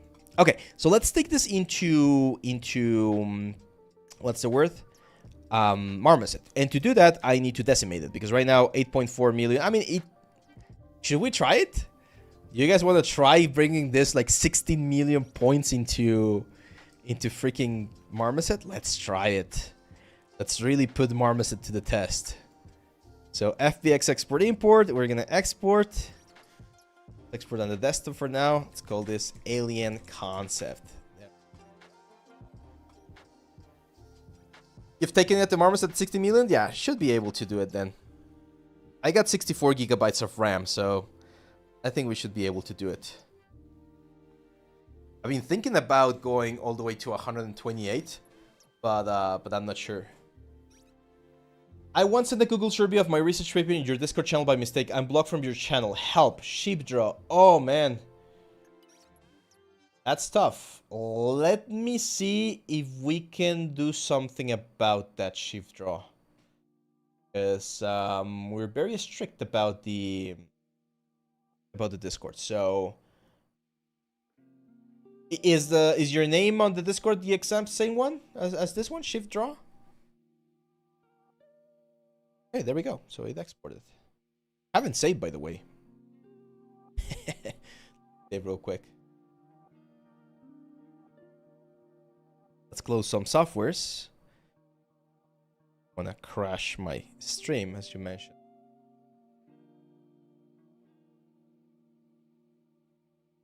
Oh, Marmoset. It will be worth it. No, I've been worried because I changed the processor, and I'm using a good, very good processor, to be honest. But it does run a little bit hot. So I've been monitoring the temperature to make sure that it doesn't go like super hot. But no, like right now my processor is at 65 degrees Celsius. Nice. Yeah, no, I still have 2 free slots on my PC, so I could definitely just like add 2 more like slots, RAM. But to be honest, I haven't really had the need.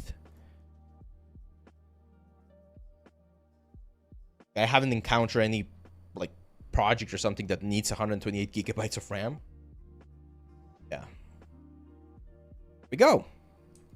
Nice. Yeah. So as you can see, we're inside of Marmoset. This thing is at a bunch of polygons, 16 million triangles, and yeah. Oh yeah. ArcBiz. Yeah. I totally get it, man.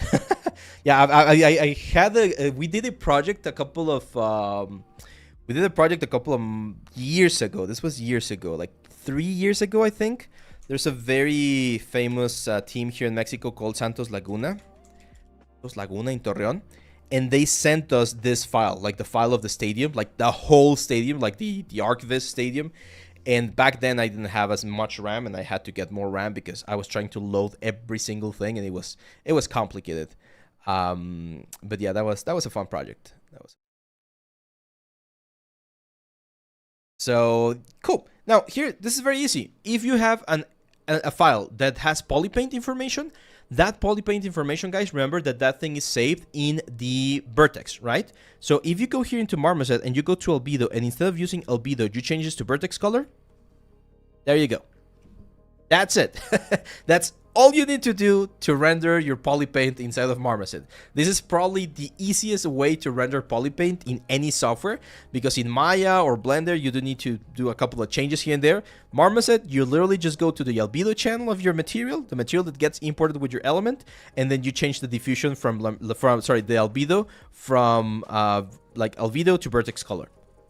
That's it. Absolutely, that's it. How much? That's a good question. I have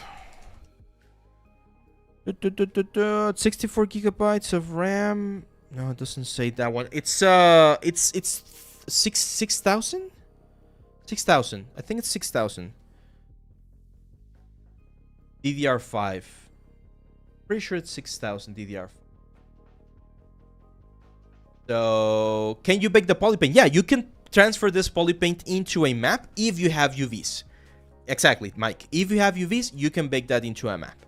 Now here, what we can do is just play a little bit with the basic like things on the characters. For instance, I'm gonna decrease the roughness a little bit. I'm definitely going to go into transmission and add subsurface scattering. Let's turn on ray tracing so that we can start seeing a little bit of. Oh my god! I'm gonna start with my sneezes here. We can play with the subsurface scattering effect to just add a little bit. I'm going to change the color. I'm going to make the subsurface scattering more like a blue hue rather than a red hue for the fun of it. Thank you. There we go. And now we can start thinking about like a little bit of light, right? Oh, let's bring the armor as well. Armor. I'm going to export the armor super high polygons as well. I don't think it's gonna crash. Like the guys at Marmoset actually, they were asking for someone to send the file of 150 million polygons because they wanted to try like a really high quality stuff. So Marmoset can definitely handle it. Yeah, it's AMD, Michael. I'm running a 9950X 3D. Ryzen 9 9950X 3D. It's a heavy one. File, import, desktop, armor. There we go. Marmoset going to be useful to me if I'm only designing and rendering pictures for selling toys, busts, and figures, minis, terrain. The price isn't terrible, and I'd rather use the best of the best. That's a great question, Matt Crafter. I don't think so. I mean, It's very easy to use, so you can get renders. You're gonna see. I'm gonna work on that in just a second, but you can get really quick renders very easily without that much of a problem. And as you say, it's not that expensive. So if you wanna generate like cleaner renders, it might be good. It's very fast as well because it works with GPU, or it can work with GPU, so it can render things very fast. I'm gonna show you. This is one of my favorite like miniature creators. Artisan Guild for D&D, and the renders that he does are relatively simple, right? Like this is all he like uploads on Patreon when he's announcing the new sets and stuff. So relatively simple renders. This you can totally do in Blender. Absolutely totally do in Blender without any issues, and you're gonna get some really nice results. It might be a little bit slower though. You can also do this here inside of Marmoset, and again, as you can see, it handles like a lot of geometry very like quickly or very nicely. So it's, if you want to give the shots, fine. Here's my advice, Matt Crafter. If you want, get the free trial. I think they have like 1 month free trial. Try it out, see if it works with your style. I do have the course if you want to check it out. My course focuses a little bit more on the texturing side of things and materials and bakes and all that kind of stuff. If you don't need that, the first chapter of my course, which I believe it's completely for free. Pretty sure that one, like, I think the first chapter of the Marmoset course is free, and that one focuses on the presentation side of things. You can use that to learn about, again, the software, and it's going to give you a good result. And then if you don't like it, again, you can do this in Blender. Meir says, I love your content. Thank you for your work. Thank you, my friend. Thank you for the support. There we go. So yeah, as you can see, we can totally work with this amount of like a geometry without any issues. So the armor, I'm going to keep it very simple. I'm going to go for like a light gray. And it's probably going to be a clay render. Like, it's not going to be the important part of the thing. And again, we can later on do some post-production in Photoshop or something. Now, I'm going to go here to... Wait. 4 more minutes, guys. 4 more minutes for the giveaway. So make sure to go into the Discord channel and click if you haven't clicked, because you can win one of the free 3DSK credits for your projects. Martus Huichi says, I'm studying game art and I just want to say your content is so helpful. I had an interview the other day. Was it on Wednesday? I had an interview on Wednesday with some students from Ecuador, I think, or from... Oh, they were from Chile. I think they were from Chile. I don't remember. They were from Latin America. And one of the students told me, I'm doing my thesis right now, and it's pretty much based entirely on all of the tips and tricks that you share on YouTube. So that's awesome. That's awesome. Where can I learn 3D code from start? Oh, you might want to wait just a couple of weeks, and I might have a solution for that. But I have some videos here on the channel, Doom Predator, about 3D code. I'm not exactly sure what you want to learn from it. If it's 3D painting, like texture painting, I have some videos here on the channel. But if you want to learn a little bit more about sculpture and retopology, you might want to check other channels, because I don't have that content right now. Yeah, Mango, you missed that one. I announced that the next course is now officially under production. Okay, so I'm gonna create a new camera, and in this camera, as you can see, I'm camera 1. I'm gonna go to the safe frame option, and this is what we're gonna be rendering. Now, since this kind of like elements work a little bit better with like a square render, I'm gonna go to the render options, and I'm gonna change my resolution to a square resolution. So I'm gonna do 2048 by 2048. We go to the camera, and this should have changed. Why does this not change? Interesting.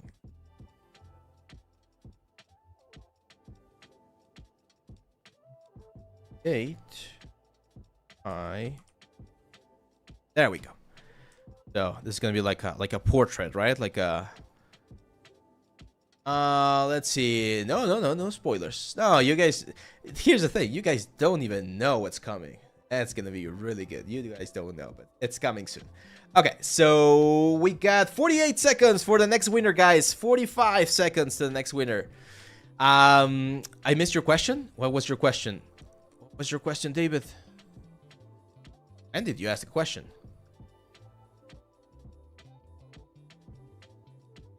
Oh, I think we can do 20 minutes, David. I think we can do 20 minutes because we're close to finishing this like little demo right here. So we can do 20 minutes after this one.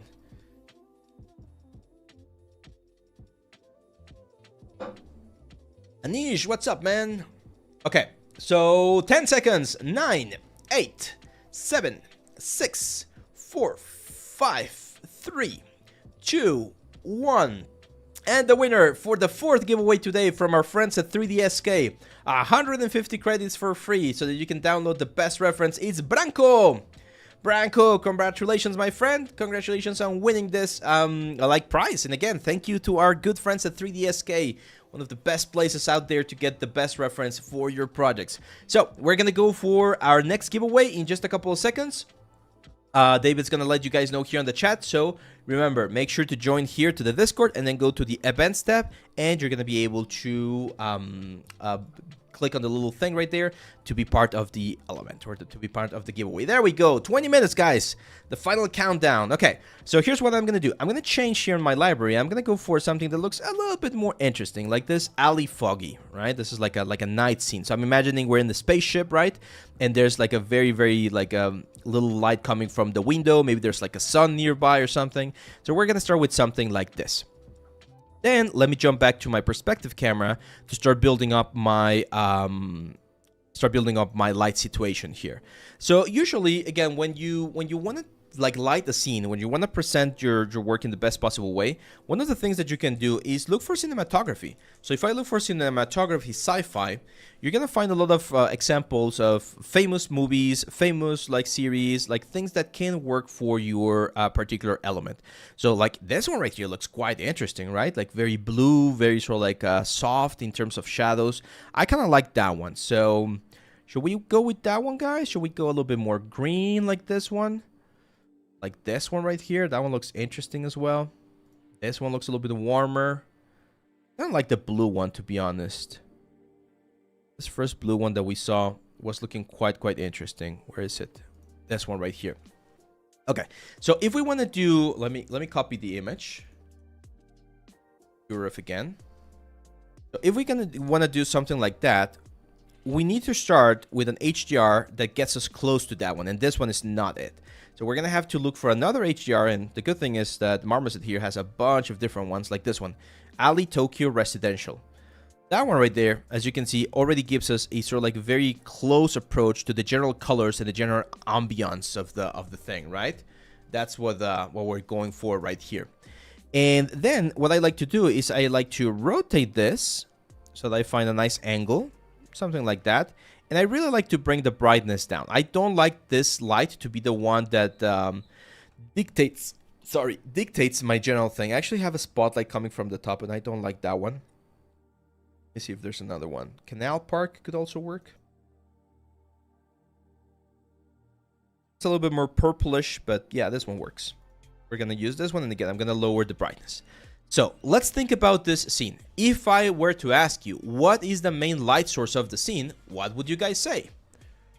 Very obvious, right? A very, very obvious thing right here. Yeah, it's like a torch. I'm not sure if it's like a torch or if it's like a reflection, but indeed there's like some light source coming from this direction right here. So I'm going to point my camera in the exact same direction, and then I'm going to turn on my light like this. Then I'm going to change the light shape. So I'm going to bring it a little bit closer, and instead of a spotlight, it's going to be an omni-light, because omni-light is going to behave a little bit more like a torch. Now, one thing that happens with light, this is a sort of like physics things related to light, but they use the inverse square law to know how far light goes. So a very strong light like this one, a very strong torch, as you can see, the strongest point is right there where this thing is. But then the face, it's not as bright. Look at that. Like that's like a medium gray color. So we don't need this much brightness. I'm going to lower the brightness so that we don't get too much light information into the character. Okay, something like this. And then of course we can play with the temperature. So I'm going to use my temperature. I'm going to push the temperature up, and there's a little bit of a green tint to it. I don't want to tint the light. I'm going to be tinting the color later. Okay, so I'm going to be playing with the color tint a little bit later. Now, the next thing that I see is that there's a little bit of a feel light going on in the whole cabin, right? Because even though, yeah, we do have some harsh shadows, they're not as harsh as what we have right here. So I'm going to add a different light right here. again with my camera, I'm just gonna place another light, and that one's gonna be very, very like soft on this thing. Same on the diameter. I'm gonna have like a very soft diameter, so that we can erase pretty much all of the dark shadows or intense shadows that we might have on this area. Now I'm also gonna go on this light. I'm gonna increase the diameter a little bit so that the shadow is a little bit smoother or softer. You can see it on her face that we don't have like extreme harsh shadows. They're a little bit softer. So if we leave this diameter all the way down, what's gonna happen with the shadows is they're gonna be very strong. So we definitely wanna push this a little bit softer. Oh. That's gonna soften the shadow right there. Okay. And finally, I do see a little bit of a, it's not exactly a rim light, but for us, it might benefit to have a little bit of a rim light on this side right here. Not too intense, like very, very, very soft rim light. Very big shape as well. This software, Brimago, is called Marmoset, Marmoset Viewer, Marmoset Toolback. And in this one, you can texture, you can render, you can do a bunch of different things. So now, if we go back to our main camera, right, or to our camera 1, sorry, we can start looking for a nice little like interaction here. I want more shadow. I definitely want more shadow. As you can see here, half of her face is pretty much in shadow. So I need to go back to my second light and bring the brightness down so that we don't get rid of that much light.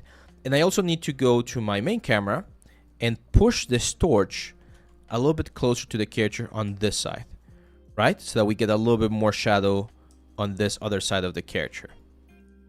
This is the part. This is part I love doing. This is one of my favorite parts of the 3D process, where we play around with this kind of things. I'm actually gonna pop out this thing right here. See if I can make it really small. There we go. So I'm gonna have this window over here. That way I can go to my main camera, and I can move the light here, and see how it behaves on the other little window. So I think something like this. I want to see a little bit of the eye. Something like that. I'm going to lower the brightness a little bit. I think it's getting a little bit too intense. And now I'm going to go to light 2, and I'm going to up the brightness just a little bit, so that the shadows are, again, not as intense. There we go. Now, going back to camera 1, one thing that I notice is the focal length, right? Like the focal length right now is 28. It's 28 focal length is very wide, and I don't want a wide lens. I'm going to go for like a 55. It's going to change the perspective a little bit, so I'm going to have to adjust it. But I can adjust it like this. Get a nice result. Okay. All clear so far? Any question? Is Marmoset good for stylized renders? Yeah, man. Mir, did you miss the last stream? We did that on the last stream. Here. This is Marmoset as well. This is Marmoset, and this is a hand-painted character that we did a couple of streams ago. So you might want to check the channel there. There's one stream where we do the sculpt and the retopology and the basic colors, and then the second stream we work on the final like hand-painted stuff. So yeah, you can totally do that. Okay, so I feel like we can definitely increase the brightness a little bit more on the main light. So I'm gonna increase the intensity on the brightness. And one thing I'm gonna do is on the material itself, I'm gonna increase the roughness a little bit. I don't want it to be super shiny. There we go. Now comes the fun part, and this is one of the things that we can do to really push this to the next level, which is go into a little bit of color correction, right? So I'm gonna go to the camera options over here, and we can start doing things such as, for instance, depth of field. Depth of field is a very good one. So I'm gonna do the ray trace depth of field, and I'm gonna select the character right there. And as you can see, we're gonna get a little bit of depth of field on the back of the character, on the back of the horns, right? We can decide how much we want. In this case, I don't want that much depth of field. Just a little bit of blur there on the outside of the character. I think that on the material itself, the scattering might be a little bit too strong. So I'm gonna bring the scatter depth down. And the color looks a little bit too bright to me. So I'm gonna use this as a sort of like a blending to bring the color of the character down. So like it's a way to sort of like turn down all of the information here. Kind of like a multiply that we're doing here. So I'm gonna just bring it down a little bit there. I want to increase a little bit. I'm gonna add a little bit of fuzz there, and I think I'm gonna push the roughness even higher up. There we go. That looks a little bit nicer. Okay, Interesting, interesting. Can I rewatch your stream? Yeah, man. All of the streams are available here on the YouTube channel. So if you're on YouTube, you can go to the videos and they're going to be there. I still feel like we're not hitting... Not sure if the torch should be a little bit higher. Yeah, I think so. I think it should be higher. I do think the diameter can increase a little bit more.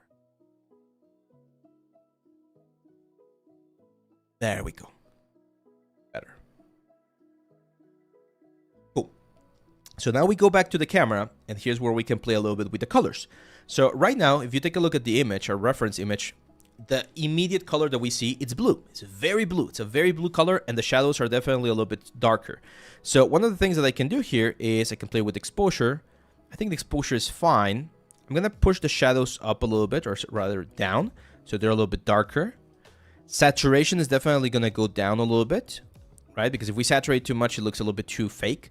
So I'm going to bring saturation down a little bit. It's going to give me a little bit more of a realistic skin tone. And then I'm going to go to the curves, and we can play a little bit with the curves. This is very simple. If you push the curve down, you're going to get wreath of blue, right? And if you push the curve up, you're going to add more blue to the scene. So in this particular case, as you can see, it's like a blue-greenish hue, right? So what we can do here is on the blue color, let's go first green. All right. Curves. There we go. So on the green color, for instance, I'm going to push the greens a little bit more on the lights. So I'm going to add 3 points right here. It's a very, very basic color thing that we're doing. So I'm going to push the greens a little bit here and remove them a little bit from the shadows, okay, with like this S curve right there. Then on the blues, I'm going to do something similar. I'm going to push the blues on the shadows and on the lights as well. Nah, it's not really giving me the effect that I want. Right, this purple. Let's try the cool. Cool is almost there, but no, that's too much. Let's go. Let's reset this. Matrix. Okay, Matrix is definitely getting us a little bit closer. I like that. That color profile looks nice. Close this, and now let's play a little bit here with highlights. I'm going to bring them down. Midtones, I'm going to bring them up a little bit. Shadows, I'm going to bring them down. Clarity is like a sharpen. So as you can see, we can sharpen the image a little bit. Contrast, well, the name is it's fairly obvious, right? We're going to have more contrast. We don't want too much contrast. We also have another sharpen right here that I do recommend adding. Bloom, I don't recommend. People like using bloom. It's a little bit overwhelming, I would say. Like it adds a little bit too much information. So I'm going to like try to avoid it if possible. Vignette, definitely. A little bit of vignette with a lot of softness. Good way to sort of like blend things there. I'm going to go to the first light and probably add a little bit more brightness so that we can actually see what's going on. There we go. Back to the camera. Some people like using like grain. I personally don't like grain, but if you want to add it, it's right there. Now, there's a couple of things here that we can change. This is the tone mapping. I do have a video about tone mapping, which is how colors and values are mapped in like a gradient of colors. So ACES is the one that we normally see in, for instance, a Blender and Maya, which as you can see is very contrasty. AGX is a new one that's, again, very nice. Linear is the most classic one. So as you can see, Linear and AGX are very similar to one another. Reinhardt is a little bit too light, and Hygel is very, very dark. It's like a very contrasty one as well. So you can change the tone maps here and you're going to get a slightly different result. In this case, I think AGX is working very nice. ACES is better than AGX. I like AGX a little bit more because ACES, I find it's a little bit too dark, and either you need to bring the exposure quite a bit higher or just play with some values, and I don't particularly like it as much. I like AGX a little bit more, to be honest. There we go. Yeah, exactly. I like AGX because it's a little bit more flexible. Adding light on top of the head is a good thing. Yeah, we can do that. We can try that. So, for instance, once we have a good inspiration here, we can add, for instance, a new light right there. So, sort of like overlight, right, or like spotlight. I'm definitely going to keep it like smooth or soft. And I'm definitely going to push the temperature higher. Go. And it's very important that we always check how it looks on the camera, because the camera, since we're using different like parameters, is going to give us a slightly different result. Okay. Here we can play with the values as well. I'm gonna tint this a little bit. I go like a nice blue tint there on the upper light. There we go. Not bad, right? Not bad here, not bad. I still think we're missing the rim light, so we already had this one. Let's try pushing it a little bit higher. Again, we're now getting away from the main thing, from our inspiration, or like inspiration source, but that's fine. A lot of the times we use inspiration or reference as the starting point, and then we tweak it more, right? So, but yeah, this is one of the things that I love about Marmoset, that we're working with ray tracing and everything in real time, and it's very, very flexible. Awesome. There we go. That looks nice. That looks nice. Let's go to Photoshop now for the final touches. So I'm gonna go to render. I'm gonna render this as a PSD 16-bit, and I'm gonna render it with transparency. Okay, and we're gonna render image. You can see very fast, very, very fast render. Let's save this one real quick. Let's call this Marmoset Alien. And oh yeah, you want a cool trick here? There's one thing that we can do on the camera, and especially for sci-fi stuff, I think it works, which is chromatic aberration. So here on the distortion, we can add chromatic aberration that adds that little sort of like Polaroid effect. You can see how the channels, RGB channels, get sort of like split out, and you get something there. Hey, you're welcome, Branko. You're welcome. Again, I'm going to be contacting all the winners soon to explain how the process is going to be for you to redeem the prize, okay? If my concept is in black and white and want to add color on the character, should I add it, or should I do the character as a reference? No, you can add the color. You can add the color. Okay, so we can do, again, the chromatic, a little bit of chromatic aberration right there. Just a tad bit, which is going to be a little bit more intense on the sides right there. Yeah, exactly. It simulates the lenses, and it gives this very nice, again, sci-fi-ish effect, I would say, or retro effect. So let's render this again. Let's go to Photoshop.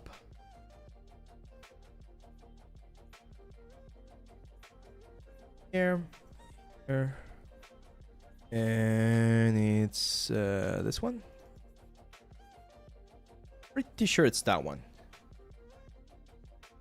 Ah, rookie mistake here. Very, very common and rookie mistake. When you're rendering for Marmoset, you need to change where you're rendering from. So as you can see right now, render passes or render cameras is doing main camera. I actually don't want main camera. I want camera 1. So we need to select camera 1, and now we render. Very common mistake there. It has happened to me that I render like a full freaking like shot, and it's not the one that I'm looking for. There we go. So here's what we can do. Let's go for like a background. So let's go sci-fi ship interior. Right? And we can look for something that looks interesting, like this one. Place this bottom or at the back. Of course, the saturation is wrong, so we need to bring the colors down. And I'm gonna filter, blur, Gaussian blur. Very intense. It's just to have a little like a background thing right there. I'm gonna play with my levels a little bit here. So I'm gonna push some of the colors a little bit up, so we can see more of the character. I like to add a black background as well, and like push that back with the opacity, right? And then we can add filters as well. So for instance here, well, first of all, the eyes, right? So you can look for, I don't know, like snake eye or something. A little bit different. That one looks quite nice.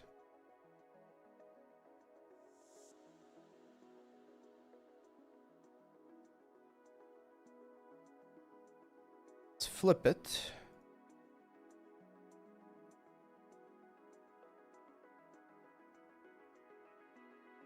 This is a lot of the, or this one I'm doing right here is very similar to what they would do for concepting. Like a lot of like concept artists, when they're doing like ideations for new shows and things like that, they might do this like a process where they will use like a lot of photobashing and pictures and things like that just to get an idea of how the character is going to look. They present this to the director, and if it works, then it works, right? No need to overcomplicate things. Yeah, exactly. It's photobashing. So for instance, I can look for skin texture, color, variation. We can look for, it's not working. Or sometimes I like to just use like random stuff, like, I don't know, rust texture. This is similar to what we would do in freaking Substance Painter, right?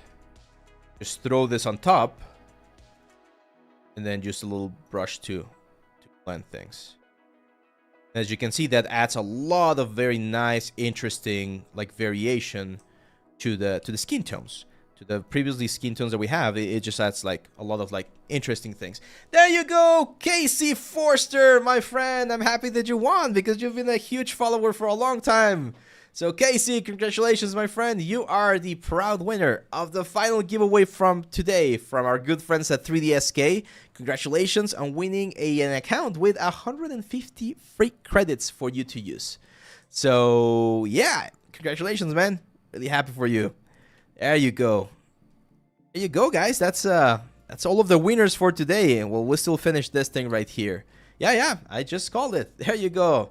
Congratulations, man. Congratulations. What was I mentioning, or what was I saying? Oh, that this was very controversial in the 2010. It's still controversial. It's still pretty controversial, I would say.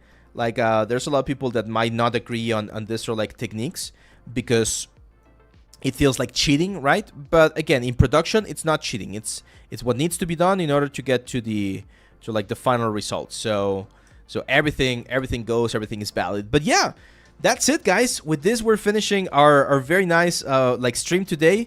This was just a quick demo on how you can use a 3D scan. This 3D scan, of course, I got from 3DSK, and we use this amazing 3D scan to create our own version of an alien, right? Build on top of it, create this. You can actually see, like, if we turn both of them, you can see all of the changes that we did there on the proportions, and we can create a concept that can potentially be used as part of a game, as part of a movie, as part of a commercial, without having to like beat our heads around like making sure that we get the proportions and the anatomy and all of those things right. It's a very good way to get something out there quickly as an idea, and then the whole process of polishing, presenting, preparing, and using this properly would be the next stage, right?